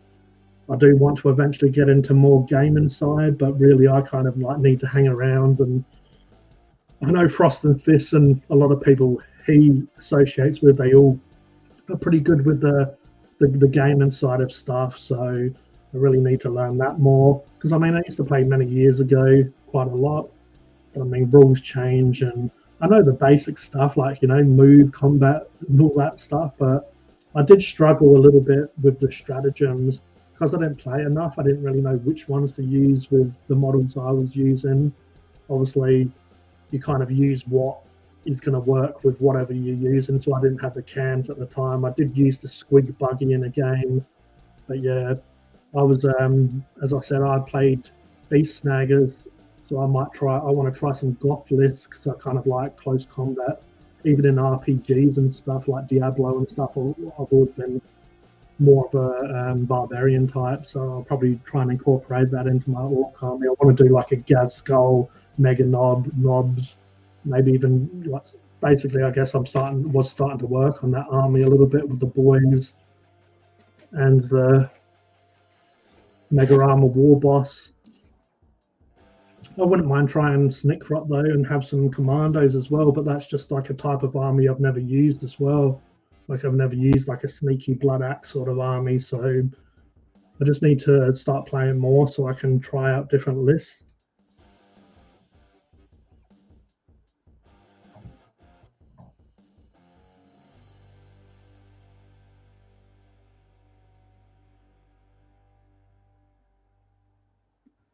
Yeah, so I did used to like the bright greens, but I started to really like the more natural greens. So excuse me for a second. I did kind of do the bright skin on my Devil Walk. So he's got quite a dark, I think it's like a Caliban or a Dark Angel sort of green. So I base coated all of him with that, and then I started building up. I believe I might have used a moot green, but I kind of stay away from moot green. It might have been like an Elysian green, and did the technique that I said where I add yellow into it to start punching up that color. But I did add quite a lot of yellow to this one, where in the face it was almost, pretty sure I got to the point I was using kind of just really thinned down flash dits for the face to bring out like where the horns meet the skin and around the eyebrows and mouth and all that stuff. But yeah, I do like that stuff. I mean, I paint so much green that there's plenty of different styles that I do enjoy. I sort of had this idea because a lot of because I do AOS Iron Jaws, I was doing them kind of that more cartoony green. And then when it comes to my 40k orcs, because I just didn't want to get burnt out and just get sick of painting green, but you know, all of a sudden here I am just like 20,000 different orc skins. But yeah, for my 40k orcs, I kind of wanted them to look a little bit more natural, like they might be a creature that you could actually see in person or whatever. Yeah, you definitely like your bright orcs, I've seen them. But yeah, like some of these painting videos, I'm just going to get to the point where obviously I'm not really painting it for me as such. Like, as both of you guys are saying, you like the bright skin tone. So if I do a video, I know both of you are quite capable of painting yourself, but yeah, do like bright skin tones and all these different skin tones. I just feel like I can never get sort of, I guess, sick of green. I just love it a lot, even though red's my favorite color.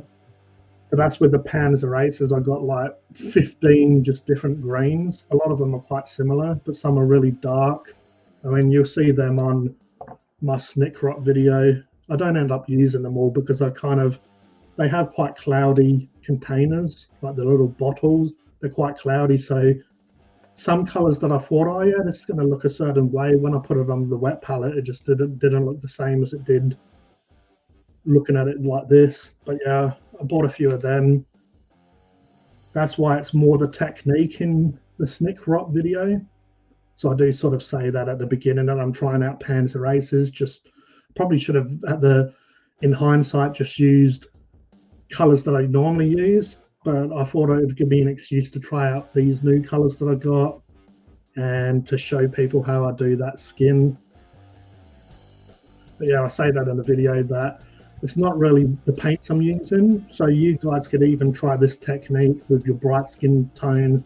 I say, like, you use the greens and the colors, whatever colors brand you have, but it's more the technique, and I'm showing you how I apply the paint and how I get that technique, because you get to the point where it's glazing, and I got to the point where obviously to fix up the model and get it quite smooth, the skin and stuff, I just did it obviously off camera, like those few hours of just like thin glazes. But I do get to that point where I show you what I do. Like sometimes for the orc skin, I'll add some actual brighter colors. So the muscle and the creases, I'll put the reds and the human skin tones in between it. But then I might just get a bright color to bring out the muscles, and then you slowly glaze, so it sort of blends that bright color back into your base tone or your base color, but you still will see some of those details when you look at it. But yeah, I mean, I'm fairly happy with that, but I could probably spend like another couple of days really with that skin if I wanted, or definitely quite a lot of hours. And I was going to do the whole model on camera, but I was kind of playing around. I didn't exactly know what colors to use, so I can't really play around and try and figure out what colors I'm using and do a video on it. So I ended up just sticking to the skin tone. So it went from a Boss Snick Rot video to a orc skin tone video.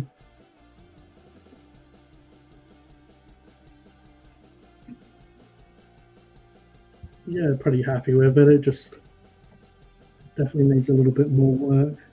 Haven't even done his goggles yet. It has got those bright lenses. And an easy way to do lenses, I do want to try to do kind of how they paint gemstones. Normally has, because I mean, I've studied art before. You have normally a circle, you have one side that's brighter, one side that's darker. So when you're painting the circles or the lenses, I mean, a lot of times you look at them as shapes. All right, take care, Nate. I really appreciate you dropping by and having a chat. It's good to speak to you. But yeah, with the circle, so the lights normally, a lot of people normally do like the lights coming from the right, even though this is the right. The right, the lights coming on the face. The dark is obviously under. So if I was applying that to the circles, the lenses, so the lightest side will be the top right. The bottom left will be the darkest. Normally do like one, say like if I'm doing a red, I'll use a really dark red. Then I'll start slowly glazing in a little tiny bit of like a mid red, but you start pushing it up towards that top right. And then you get in your bright red, or you're like a bright, so you've got the dark, the mid tone and the bright. And then normally, obviously, they do like a little white dot or a couple of white dots where the real reflection is. But an easy way to do them, I know a lot of people don't, not everyone loves Citadel, but you have these technical paints, so it's like a glossy, they have red, green, and blue. They're like glossy paints. So it will naturally make the paint shine once it's dry. So one easy way to do lenses and whatever you want, kind of like that. Lenses and I guess stones, gems, is normally one of the best ways I've figured out to do this, and other people I've seen do this, you do a metallic base coat. So you do like, say, a silver, because you don't really want like a gunmetal. You don't want like a black silver. You want like a silver that's quite bright. You put that on, and then you put this on top of it, so it has that reflective surface. And I've done it on lenses before, and it does look quite nice for just, you know, like 5 minutes or less. It's just the painting, the waiting for the paint to dry is the only part that's time consuming. You know, you paint. So these are already silver, but they are like gunmetal silver. So if I was going to do this technique, I'd go with my silver paint all of these lenses silver, obviously wait for it to dry, and then chuck these on. But because he's like a little bit more, you know, I've taken time with the skin, I'll do the technique I said. That takes obviously quite a bit of time, and I'll probably have to pull out the big goggles because it's such a small surface, just to make sure that I'm building up like I mentioned before. So yeah, just gonna check my notifications and stuff. I might head off soon because obviously in Australia it's quite late now, so after midnight. I'm pretty sure no one's in the chat anymore. It might pop back on, but but yeah, I'll have a quick look at notifications. My mouth is definitely getting a bit sore because, as I said, normally when I do live streams it's with other people, so you're stopping and other people are talking, and then you answer them and all that sort of stuff.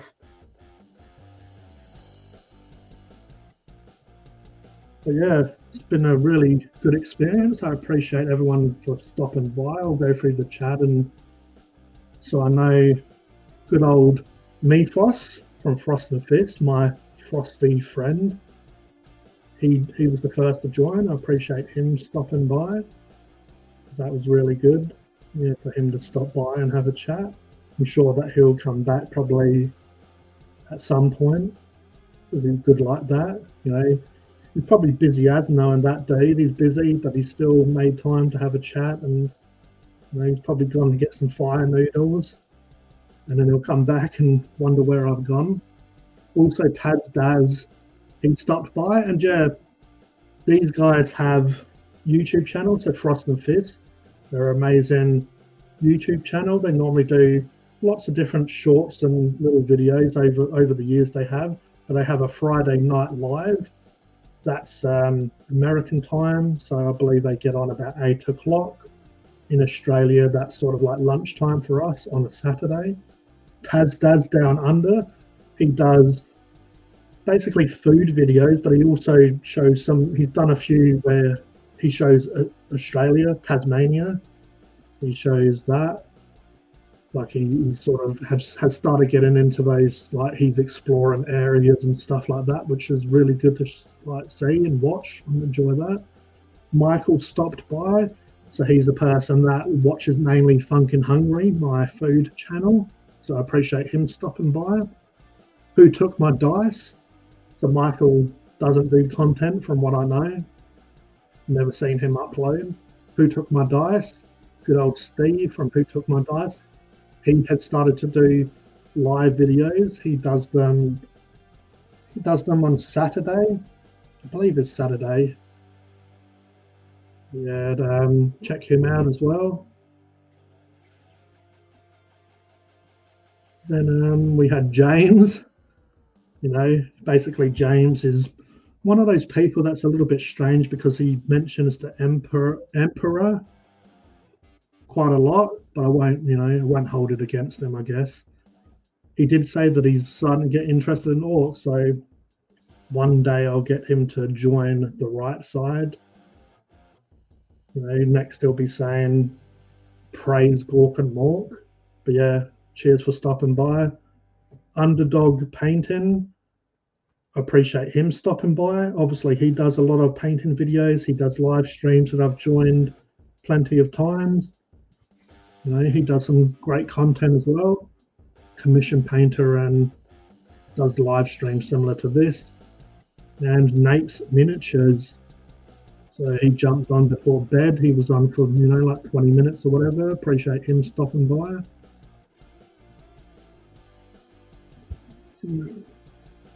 Good night, mate. He's actually from Tasmania. Yeah, so Taz Daz Down Under. Nate's Miniature, I'm pretty sure lives near me. I've never met him in person, but I believe he's in Adelaide, which is kind of interesting. You know, maybe when I start making good content, he might want to, you know, like collab or might want to meet, you know, until I start, like, you know, making like Marvel movies. He probably won't want to know me like in person. But yeah, Taz Daz Down Under, who does like food reviews and stuff, he's from Tasmania. And don't forget your lurkers. Cheers for the stream, mate. Ideal background chatter while I'm working. Yeah, no, I appreciate you. Yeah, even the lurkers are great, man. Appreciate you lurking, and I appreciate you letting me know that you're lurking. Definitely appreciate it, man. And that is the amazing Traveller, I believe, from Gorkamorka's workshop. He's put a lot of, you know, time and effort into that community with me, and yeah, I appreciate him joining in plenty of the challenges and him just being a general good git. You know, like amping up all the grots, getting all the grots worked up. You know, and yeah, always appreciate him joining in, and yeah, he's a great part of our community. And again, if you're not a part of Gorkamorka's workshop, we have a Facebook page, we have an Instagram page, we have a Discord, where Discord is the main part where we all, you know, communicate and stuff.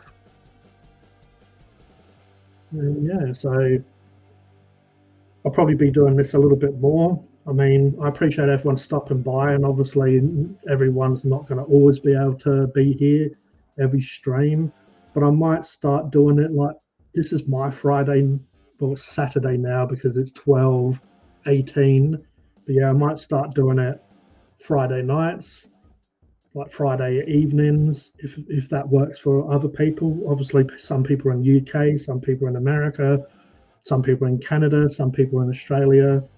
If this works for people, might start doing it regularly. I will be doing Funkin' Hungry live streams as well, so you know, I'll probably change it back and forth. Maybe one day I might do it Friday, and then the other channel Saturday. We'll work it out though, but yeah, this has been really fun just to chat to everyone. Because I was going to do it on Funkin' Hungry, as I mentioned a couple of times before. I needed to verify. I don't know. I never set up live for some reason on G the Hypersapien. I set up live, but never did the lives. So I'm like, oh, I was in the mood for a live. May as well do it on G the Hypersapien, where it all started. But yeah, if you are watching now or you're watching later, let me know in comments any videos or content you might want to see. I know the unboxing and the reviews of the kits aren't for everyone, but that was a part of the channel always, so I'm going to definitely smash them out. So a few videos that I do have coming soon. I was going to video that, like record them Thursday, Friday, but I ended up doing a fairly big review for Funkin' Hungry, and it took a little while to edit and all that stuff. And sometimes the weather is getting a bit cold here, so sometimes like it rains and other stuff get in the way. But I do have my next reviews. So I did the Beast Boss last. I'm going to do the Pain Boss. So that's the Beast Snagger one.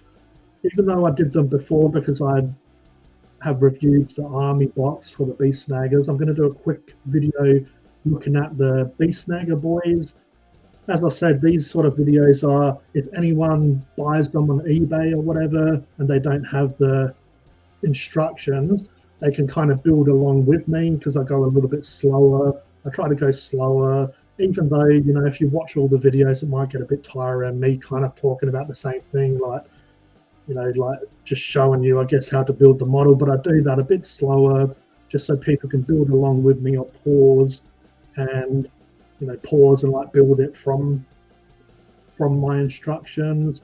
Because I see quite a lot on groups and stuff, some people saying, oh, do you have the instruction guide for whatever? And obviously that's kind of there.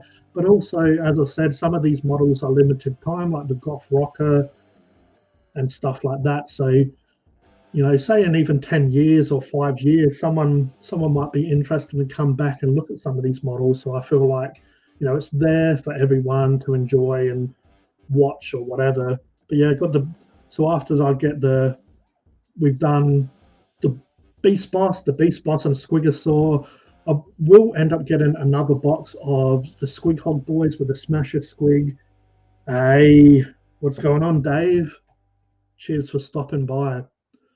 So, as I said, I've done the army boxes, the army box for the Beast Snaggers, but I will get some of those kits eventually, just because those videos are a bit long. Like when you're looking at a whole army, obviously you can't really help but then be, you know, like half an hour, 20 minutes, or whatever, however long it takes me to get through them, because as I said, I go a little bit slower. But yeah, I will get another box of the Beast Nugget, or what do they call them? Beast Hog Boys or whatever, these stupid names. I'll do that eventually as well, but after the Beast Snagger Boys, I've got the Commandos, but I do have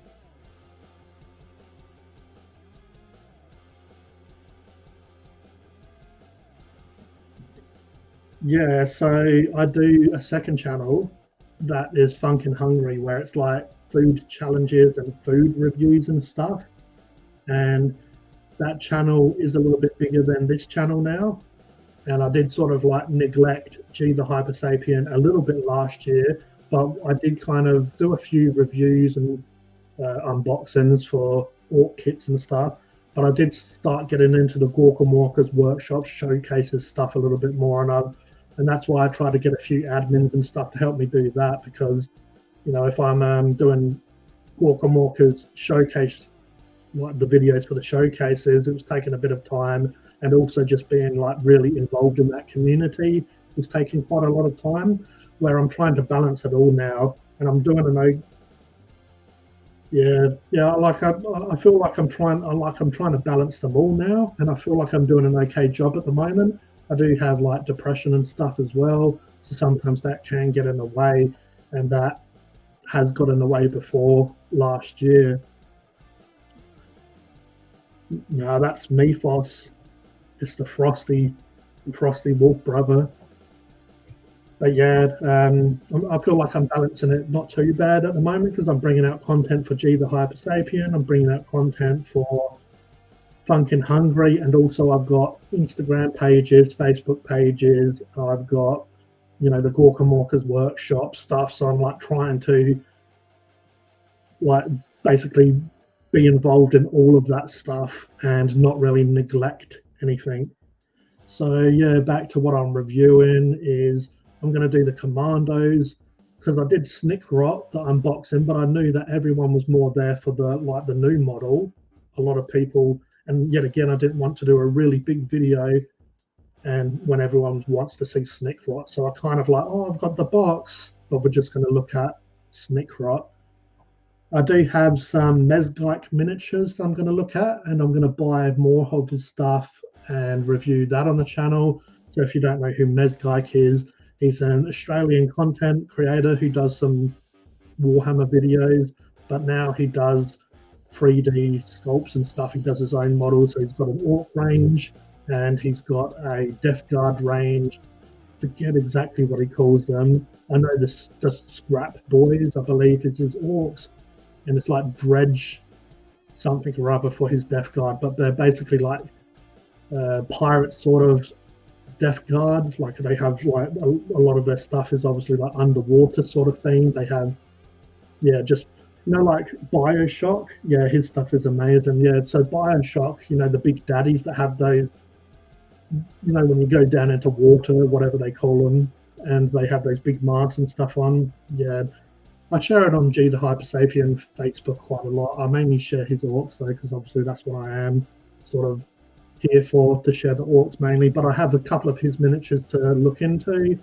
I was actually the first person to get the physical copies. I got them like last, I think in December. So yeah, I've been a little bit slack. That's why I'm trying to catch up now and put out quite a lot of content on this channel.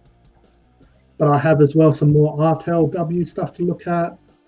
And eventually, and then I have, as I was saying, I have the Commandos and the Krieg for the kill team to look at. So I'll look at, because I'm interested in both of those kill teams, that will be looking at them both. Obviously, if people watch the content, if they're not interested in the human side, they'll just obviously skip it or whatever. Obviously, people do whatever they want. But then I still need to smash out more orc ones. So I've got the Dakar Jet. I want to get a Stomper. I've got the Gorkanaut to look at. And just, yeah, there'll be plenty more unboxing. So hopefully they're not too boring for some people. But I'm going to be doing painting videos, and I'll probably be doing, or not even probably, I'll be doing more live streams as well, so I can talk to everyone. And feel free to give me feedback if, basically I will be doing those unboxing, even if people aren't that interested in them, because a lot of people have those kits. But I will be getting back into doing third-party stuff as well. So once I've got rid of the Mezglike stuff, which is a couple of war bosses, I'll be getting more of his stuff. I'll be doing that as a part of the channel, like looking at all of his sort of stuff, and I really like his stuff anyway. Like, he's just recently got a lot of grots that he's just done, and his grots are full of character. Like, one of them is in a wheelchair, like a grot. One of them is like sticking in, like his foot is in bubble gum or whatever, or some gloopy stuff, and he's like pulling up his foot, but it's got all like the sticky bubble gum attached to his foot. So yeah, they're full of character. And I spoke to him when I was buying the miniatures, because he does 3D printing for his Patreon, and I've always liked his stuff, and I like his painting videos. If you haven't seen him, Mezglike is awesome on YouTube. They're about an hour, 2 hours, his videos, because he kind of goes through every step. You almost see every brush stroke, not quite, but he's like a longer, his videos go. But I enjoy that, especially if you're like doing your own hobby, painting or building. Like, it's nice to have that on in the background. So I'll be definitely looking into his stuff. He's an awesome bloke from the interactions we've had. RTLW, I've got a few more of theirs to do. I'm so behind, but as I said, I'm going to try and smash out content. I've got the band from RTLW, like the goth band. I've got the boss. I've got the boss on the bike. And I might have a few others, but yeah, I'm going to definitely buy more of RTL, more Cromlech, and all that stuff to take a look at as well.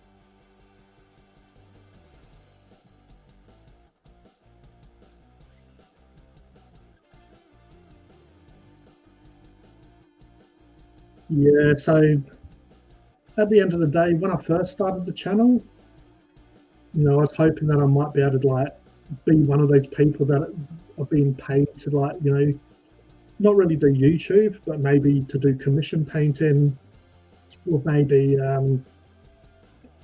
like do classes, because I've been interested in art for all my life, drawing and other stuff, and I'm not the best. I probably won't win a golden demon, but I do feel like I could like help someone that's quite noob with painting to be a little bit more comfortable.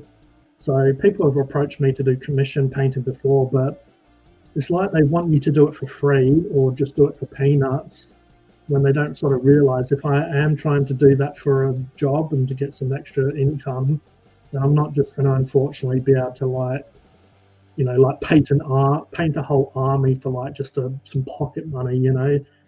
So a lot of times I don't force people, and I don't because I don't really know how much I should charge. I've never got into it properly, but yeah, hopefully one day I might be able to do the Patreon side of stuff, or maybe to be able to like do one-on-one with people. but I want to do that on live as well to help people. And I have the Discord as well. So what I was thinking is, even for now, I won't be charging obviously people for money, but I know a lot of people in the chat, like I know everyone in the chat, like Mephos, I know Traveller is amazing, and Dave has some extraordinary models. So I know you blokes won't really be looking for it, which is fair. But just being able to chat to you guys is awesome. But yeah, maybe one day in the Discord, that's why I've got like a how to paint audio part. But I just did feel like I can do sort of a bit of like one-on-one with people as well. So, but yeah, as I said, if anyone's got any ideas or whatever you want to do, me to do on the channel besides unboxing and painting, then I will. Because when I started the channel ages ago, I was looking into orc masks, like orc masks, and I was just going to do stupid little skits or whatever of like orcs. I don't know if I will do that, because obviously I'm quite a silly git. I can be quite stupid, like, or funny or whatever. So I might incorporate some of that into the channel, because at first I feel like a lot of my old videos, it wasn't really about me being shy. It was like I just wasn't used to like recording and speaking. I mean, I've spoken for like 2.5 hours now. But yeah, I wasn't used to speaking on camera. If you go back and look at the I'm a War Gamer or whatever, I watched some of that fairly recently, and God, that was cringy. It's like I just wasn't used to talking on camera, and Funk and Hungry definitely helped me with that, because I had to be on camera to review the food and all that stuff. So with the painting and that stuff, this unboxing for the models, the orc kits, obviously a lot of it was just looking at the models, so I didn't have to worry about that side of stuff. But I feel like I'm incorporating that into my videos more now. You know, there was when I did the Beast Boss, I'm like, oh, just maybe I'll do just looking at the kit and I won't show my face and stuff. But I just feel like a lot of people want to sort of see or interact with the person and know the person behind the videos. I feel, you know, there are a lot of content creators that are good, you know, like I think Pete the War Gamer and Richard Gray and stuff. You don't really see them, but obviously when I'm doing the unboxing and the painting, you're going to want to see the models. But I will do like, oh, hello, stupid little intro and a little outro. So yeah, I'm always trying to, like, because we're Funkin' Hungry, I'm trying to do different stuff on that video. Like, instead of just food reviews or product reviews, I'm really enjoying like doing like challenges and trying to push myself and do a little bit more funny content or entertaining content. So I want to do that on G the Hypersapien as well as keeping it like hobby related and interesting for everyone that does watch. So yeah, just going to have a quick look through this stuff, through the comments or the chat.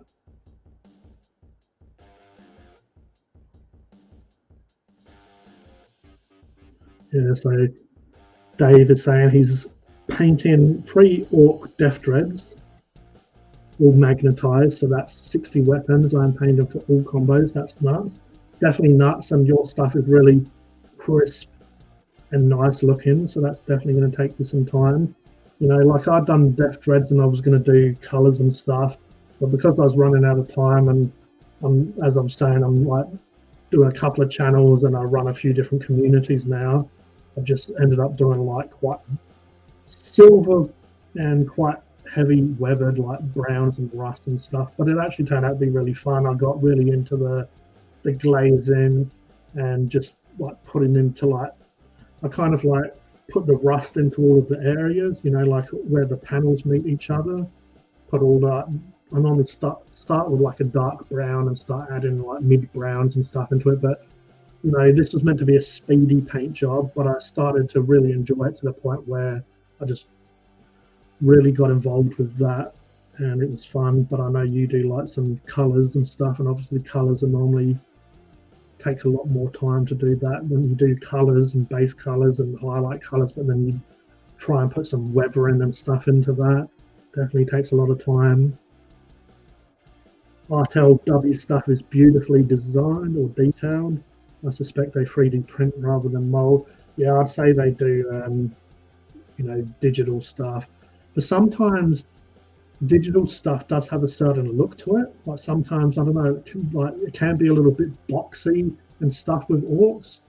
Like the details aren't as smooth, but I feel with RTLW, like the orc faces and stuff are just really crisp, and their resin they use is just ridiculous. Like it's really nice to work with compared to some other resin.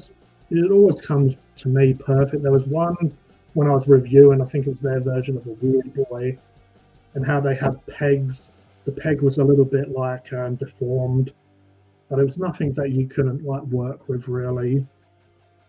Yeah, I definitely love their stuff, and I want to get more of their stuff. As I said, I was a little bit slack last year with some of the content, but I'm going to smash through what I've got, and then I'm going to get some new stuff, buy some new stuff from everyone, and do that because I do have the bust from RTLW. So RTLW have 2 busts now because I haven't bought stuff for a while. They've got their Captain Bloodclaw, they call it, which is their pirate orc. So they've got the little miniature of him, which their miniatures are awesome because they have a few different options. Like you have a couple of different weapon options, a couple of different head options, especially with that model. And then I've got the bust, which I've been wanting to paint for a while, so I'll probably do that on the channel. So with these live streams, I might start doing like painting stuff on the live stream, but just work on that on the live streams. I do have Curse City that I want to do. Like all the characters for Curse City. So I don't know, he's around here somewhere. My hobby space is such a mess, but I started to do the ogre. The ogre, he's only got a bit of his skin done, and I've started to do some of the leather, the browns on him. Yeah, but these are really good models. But yeah, I want to do the bust for Captain Bloodclaw, which is the RTLW pirate orc. I'll probably do that maybe on live stream because I like to do videos, or I just want to kind of interact with people and show people what I paint. But doing a bust, I've got a couple of busts though that I want to do this year. It's like I've got all of these hobby goals that I want to do this year, and I want to at least do a few of these hobby goals for sure. Yeah, keep with it, Jenny. Yeah, that was I was touching on that a bit, but then I kind of went a bit sidetracked. But yeah, it will go mainstream. But I don't really care these days about the channel necessarily blowing up because I don't think it will. But I definitely want to bring out some like content, and obviously I'm one of the sort of an orc content creator. But I do have other armies, like I just mentioned as well. I want to do some Curse City because I do love my orcs, but I love other models as well. Like I'm going to be getting the new Seraphon, the Lizardmen stuff soon. So, and I do have Gloomspite army. I might do some of those videos where I'm smashing out an army. Like I do have a Khorne army that I bought ages ago, and I might do like paint this army quickly type videos, just to smash out some armies. I do have Necrons as well. I just feel like doing Necrons, that would be easy as like spray them silver, oil wash or whatever, dry brush, they'll be done. But just more for content. I know not everyone will enjoy that, but maybe it might be fun like for people to watch that for content.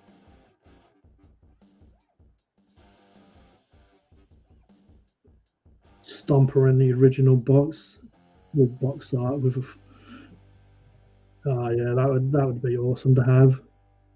Like I definitely want to get a Stomper, but I've got all this crap that I need to do first, like paint wise. I have other stuff I need to unbox and paint in videos, but yeah, it's like I've kind of already got the whole year for this channel really kind of planned out because I have a few ideas that I want to do.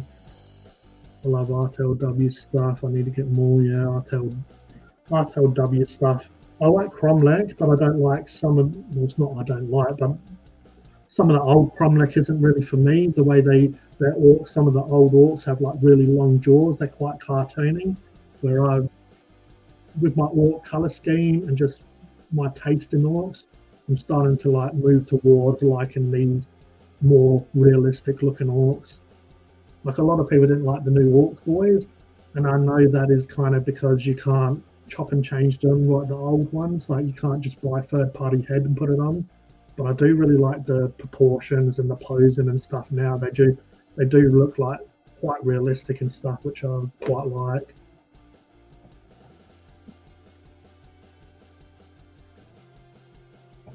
Yeah, that's definitely a good point by Traveller. Like he's been lurking for a bit, so he's probably seen some of the stuff I've been talking about. So I've got the cans I need to finish. They're just like a few little bits and pieces I need to do. I've got a squig buggy that's fairly close to being finished. I need to finish the crew and glue it together because the buggy's still separate. So I need to finish that one off. But yeah, it's definitely right. Like I need to, especially if I'm doing live streams, I can like finish off some of these projects while I'm talking eventually, which I was going to do tonight. But it's quite interesting or cool to chat to you all. But yeah, I have depression and like issues and stuff like that, so it definitely does. You know, it's like if you get too much going on, it can affect your mental health. So I'll get a lot of this stuff will be worked on as well. Get this done, but I kind of, as I said, I got the kind of the year planned out because I want to do kind of like a bust. I want to do like a kill team, even if I don't play the games. At least I've got the models there. So if someone's like ever in the local community, do you want to play kill team, and then they've got Warcry, which is the fantasy version. Just here is a Warcry box that I'm going to eventually like do on the channel as well. Do kind of like easy, like more basic videos.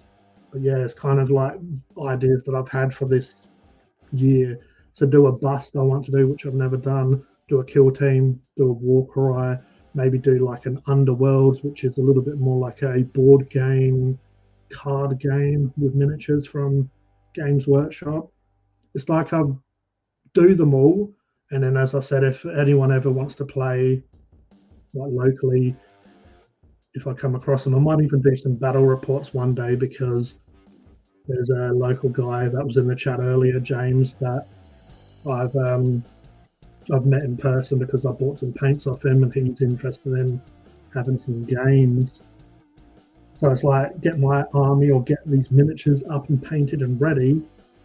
So then if I do any games or Blood Bowl as well, I want to finish my Blood Bowl army or Blood Bowl team as well. So there are a few in the way of content. I'll probably do videos for them, but also their projects as well that I want to get done this year. Because I did write down kind of like a list at the beginning of the year of different stuff I want to do.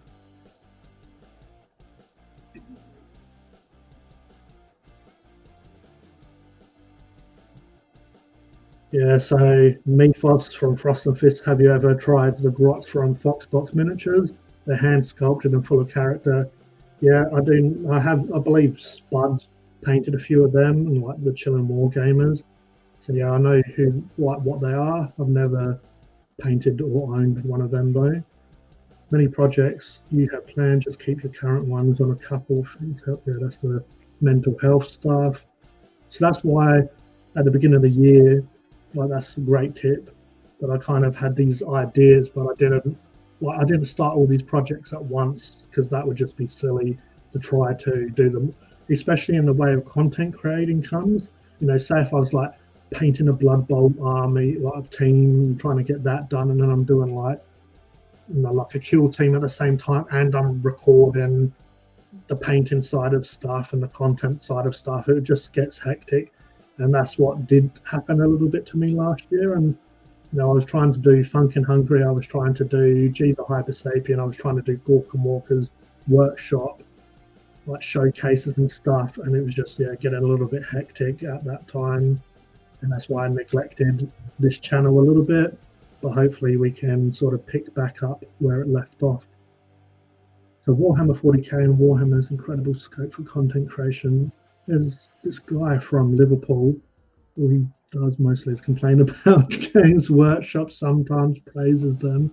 Yeah, we have basically in Australia our version of that, which is a major kill. I'm sure you've come across them before, and he doesn't really complain about Games Workshop. He just is really Aussie, where he'll just swear and rant and rage about Games Workshop, and he does lore videos, so he'll just be like, "Oh yeah, this prick and this bastard did this," and he's kind of funny, but also, it can get a little bit boring or whatever after a while. But yeah, there's definitely those people out there, and I did touch on that before you jumped on, Dave, that there's a lot of people that they get the views and they get they have huge channels, but it does get a little bit boring when it's they make content just to trigger people because they know that's going to get a load of comments, they know that's going to get a load of views, and obviously they're going to get like ad revenue and stuff from it. But yeah, I prefer learning or even enjoying the hobby, like watching someone paint, excuse me, or watch even someone talk about lore or talk about what they love. Like even say like a custom army. Like I used to love, I don't buy it anymore, but White Dwarf. I used to love when the creators in White Dwarf, they used to have, say, like they'd get like their version of like start collecting boxes before start collecting boxes were around. They'd normally have budgets where they'd buy, like, say, a couple of troop choices and a leader or whatever, and they'd normally create an army, but also it has a theme behind it, like, like, I don't know, off the top of my head, I'm like, if I was going to do it, say, like goblins, and they did it a fire theme, so they had, like, I don't know, squigs that shot fireballs out of them. But that was really fun as a kid. But even as an adult, it just kind of gets that creative juice going. It gets your imagination going. It's just really good. I'd rather watch that kind of stuff, or someone just paint something really good, or just enjoy the hobby than just complain. I mean, we all do complain about Games Workshop when they change rules and when prices go up. But yeah, lots of those content creators, they just want to trigger people, cause controversy just to get the views, and I'm not really gonna like watch or follow those sort of creators. And reads all about hobby nightmares from I tell you what, no one has ever got a big pile of shame in all in the box behind them and have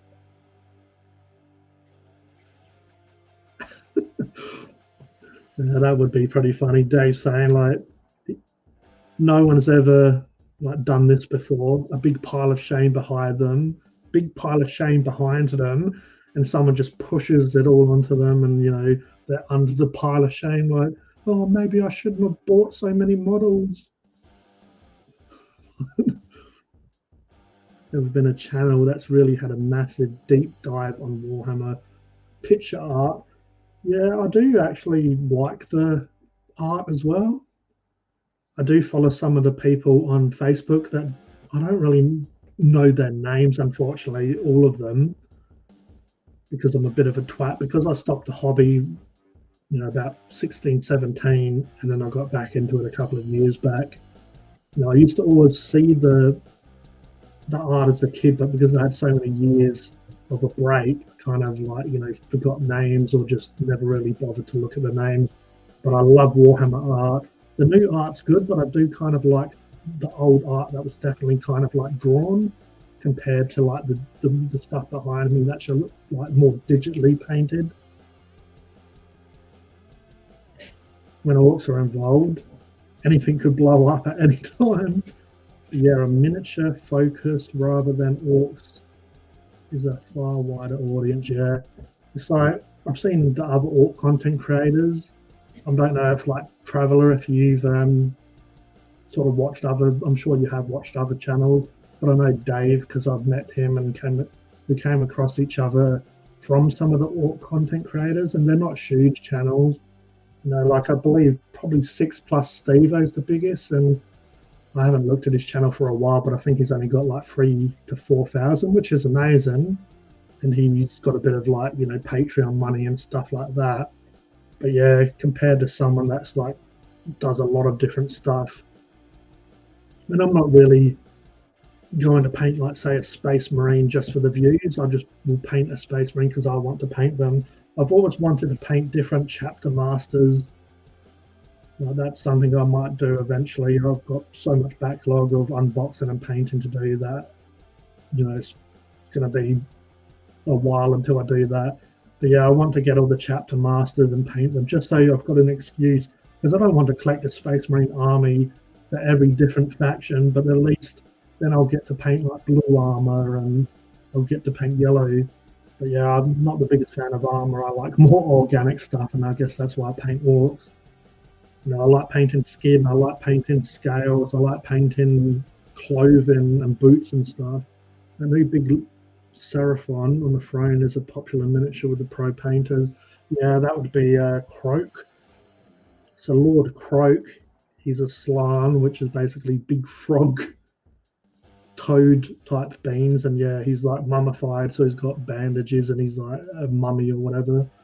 Yeah, because one of my first armies was lizard men. So when I got into fantasy, I went into the shops, and the Games Workshop staff member, he was nice. You know how they're a little bit pushy? I didn't know what to get.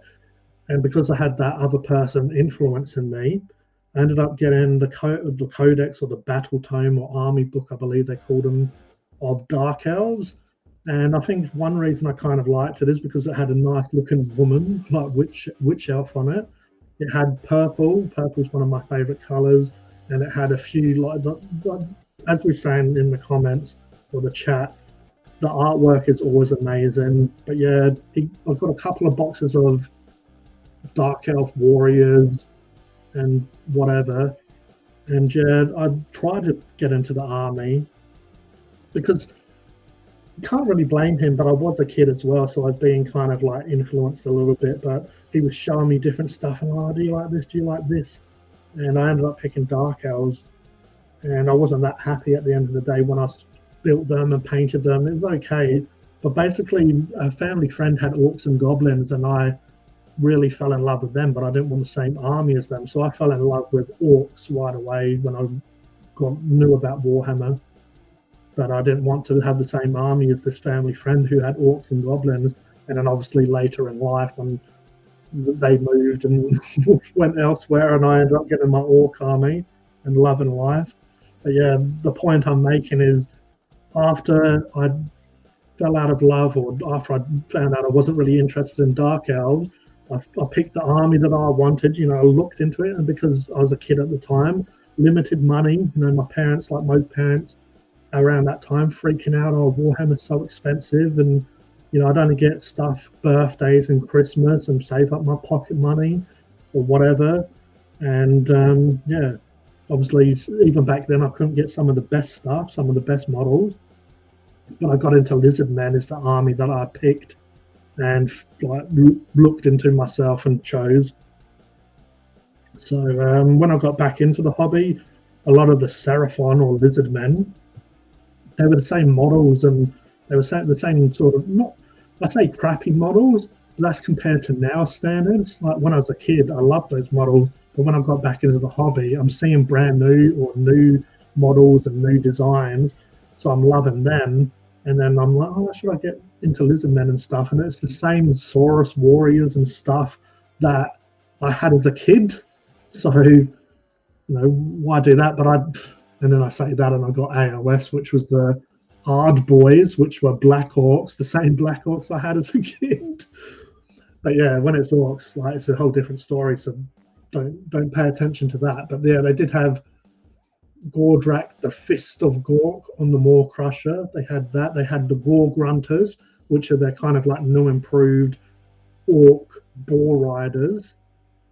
And yeah, they didn't have that many. They don't have that much of a model range now. They've got the Crawl Boys, which are okay, but the Orcs, what do they call them?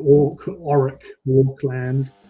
They're quite a big army because they've got a few different Orc clans together into the one.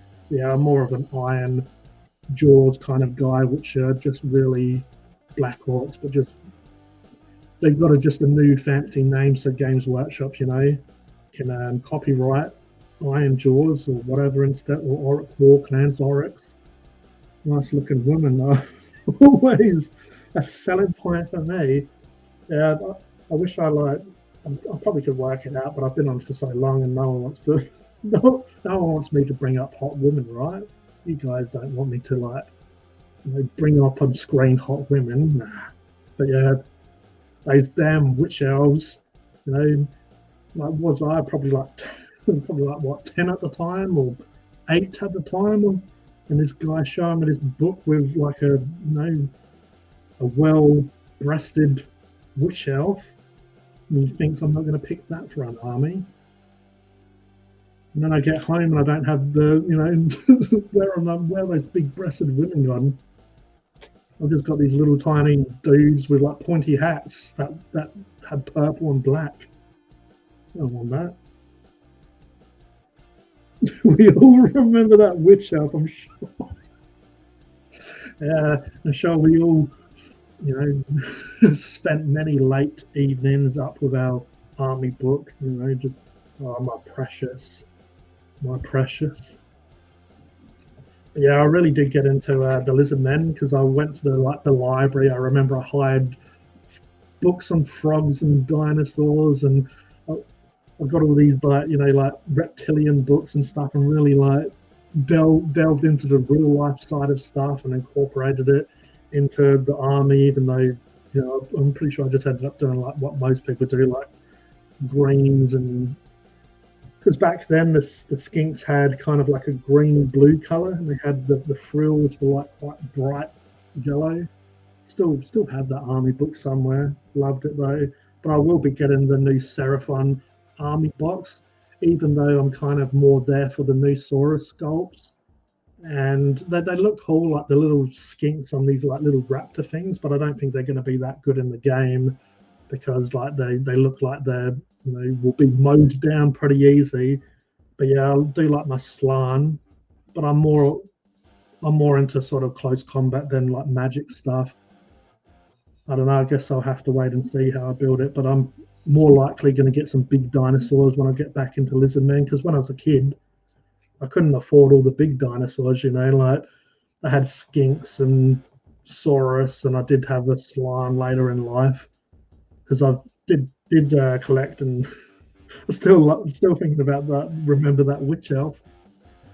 But yeah, I did play Lizard Men and collect them for a while, so I did see a few different codexes or a few different battle tomes and models for them. But yeah, I'm more likely to get Saurus. The cold ones, they have a weird name now, obviously, because it's AOS. They have to give it a weird name that they can copyright.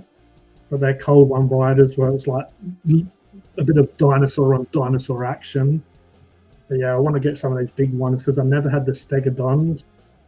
I do have a Carnosaur now, but I want to get some of those big dinosaurs. I mean, bring back that inner kid inside me. I mean, who doesn't want to move a few big dinosaurs around the board? And oh, here comes the big dinosaur to get you. But yeah. So I'll probably do an unboxing when I get the Seraphon army box. I'm sure no one will watch it, so that's all cool if no one watches it.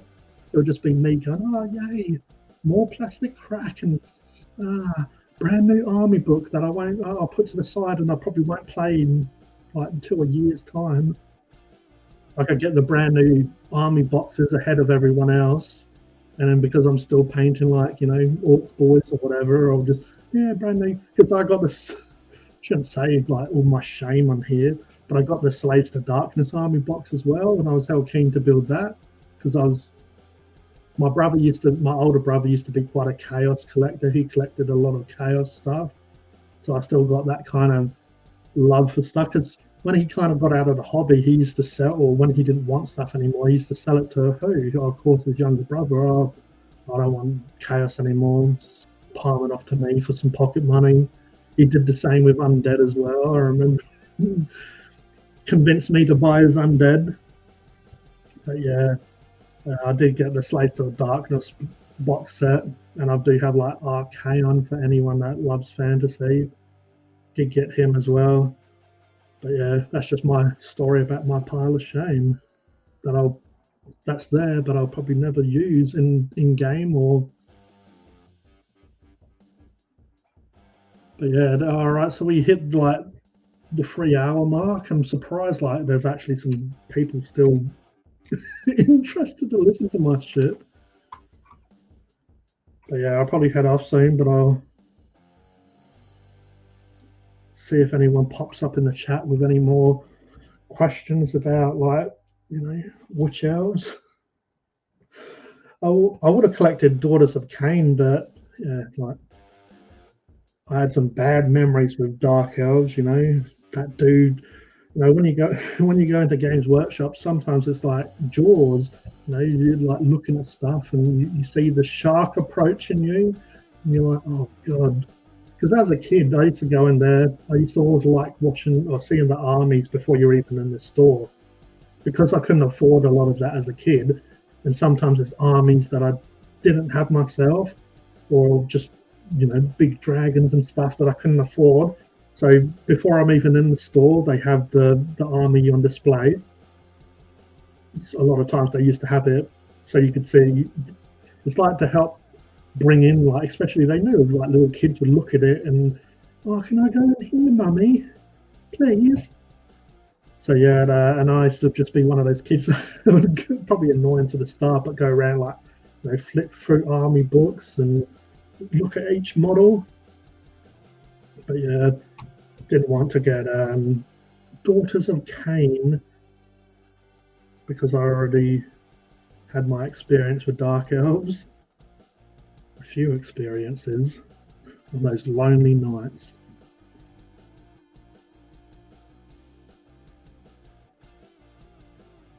So just going to go through all of my notifications. Probably could do this off live, but this is great content here. Watching someone flick through their notifications. Come for the hobby, stay for the notifications. Oh man, it's like it's like 1 a.m. here. I'm starting to sound like a frog. Have you ever showcased your undead army that you brought off my brother? A lot of my armies, like, I've got some of the stuff that I had as a kid, but I don't have it all. So I have most of an undead, like, because I was going to do some videos for that as well. That was sort of reminding me that I was going to do some videos of some of my older models and stuff. I did buy a Blood Bowl undead army of my brother, and I still actually have like them how he painted them, and he painted them quite bright retro colors. So like the zombies have like really like teal or bright green skin and stuff. It wasn't like too bad of a painter either, so they do still look quite nice. But I was going to do like a video of like showing them and like stripping them and like painting them how I paint them, which is a little bit more realistic now. And I do have a lot of my old lizard men, so I have like Sauruses and Saurus like Cold One Riders. I am going to do some videos. I was saying at the beginning of the stream that I want to get some of the old retro models. So I have like the Warband, or the, what the hell did they used to call it? It's getting a little bit late here. The old memory isn't as good as it used to be. But yeah, like the champion, the standard bearer, and the musician, like I have the skinks on my table somewhere that I was going to, that they're primed on. I probably need to clean them again, because when I was a kid I didn't care as much about like mold lines, like the old metal models. They had kind of like a little bit of imperfection, so I'll probably do them. And I was saying as well, like models like this, or just for fun, I was going to paint like an old space orc and some of the old retro orcs. But yeah, I do have a box that I found in my parents' shed that had a lot of like had a lot of just mix of old Warhammer. So yeah, I was going to incorporate them into videos of like either clean them, because obviously they've like been in boxes and been like, because we moved country, we moved from England to Australia, so stuff like that. So obviously they've been like jiggling around in the boxes and stuff, and obviously paint, like he's quite good. But I did use him when I was like in Australia with a friend that we played games together. He did have another arm. He lost that in battle. But yeah, he's not really like chipped and stuff. I have used quite a lot of. There's a transfer here, like a transfer I've stuck on. But yeah, he's not too bad. But I had this idea for content of like getting that new model and like showing it on camera and then like repainting it like brand new or whatever. So yeah, unfortunately I don't have all my stuff, but I definitely do have some bits and pieces. Like I have some Gorka Morka stuff laying around.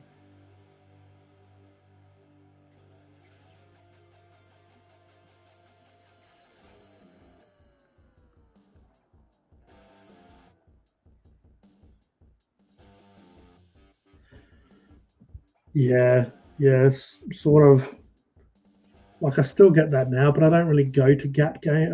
I don't go to Warhammer Games Workshop anymore because I'm affiliated with Gap Game, and they have like 21% off Warhammer. So why really go to Games Workshop, which is closer to me? Gap Games is in like another state in Australia compared to where I live, so I have to like pay like $10 for shipping, but I do get a pretty good discount from there and stuff anyway. But yeah, when I've gone to Games Workshop, there's the dude. Last time I went there, he was playing a game with one of his friends, I guess. So he didn't like run up to me and they're like, "Oh, what do you want? What do you that stuff?" But yeah, they do still have that sort of that sales whatever pitch. But like because sometimes I would say like go there for paints or a model, and then I won't go there for like quite a while. And he obviously doesn't, I guess, remember everyone. So he would have the same sort of, "Oh, who do you collect? What are you painting at the moment? What are you here for?" Which I'm happy with people being friendly, but I've still got old memories of good old witch elf girl trying to sell it on me. All right, guys, I reckon I'll head off now. So if there's any other, I don't know, questions or any other comments, I'll just sort of like, wait a couple of minutes and then I'll just won't go into another rant about back in the day, back in my day. But yeah, I appreciate you boys for stopping in. It was really good to speak to you all. And yeah, I'll be planning to do this a bit more because it was quite fun, and I appreciate chatting to all the people in the community.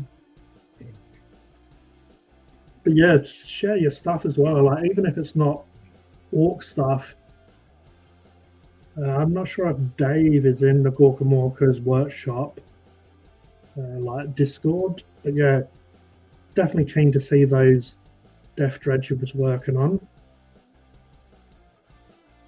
And yeah, whatever like Traveller, and obviously I speak to Nephos quite a lot. So all right, I'll stop it there, guys. All right, I appreciate everyone watching. I appreciate everyone in the chat. It was an awesome chat, and yeah, I went on way longer than this was only meant to be a test live stream. I was only going to do like half an hour, and then a few people came in asking questions and all that stuff. We got chatting, so time went on, and yeah, so I think I am in the Gorka Morka Discord workshop. Yeah, so if you do need the Discord link, it's in the Gorka Morka's workshop Facebook page. It's pinned to the top of the Facebook page. If not, you can just message me on Discord or Instagram or whatever, and I can hook you up.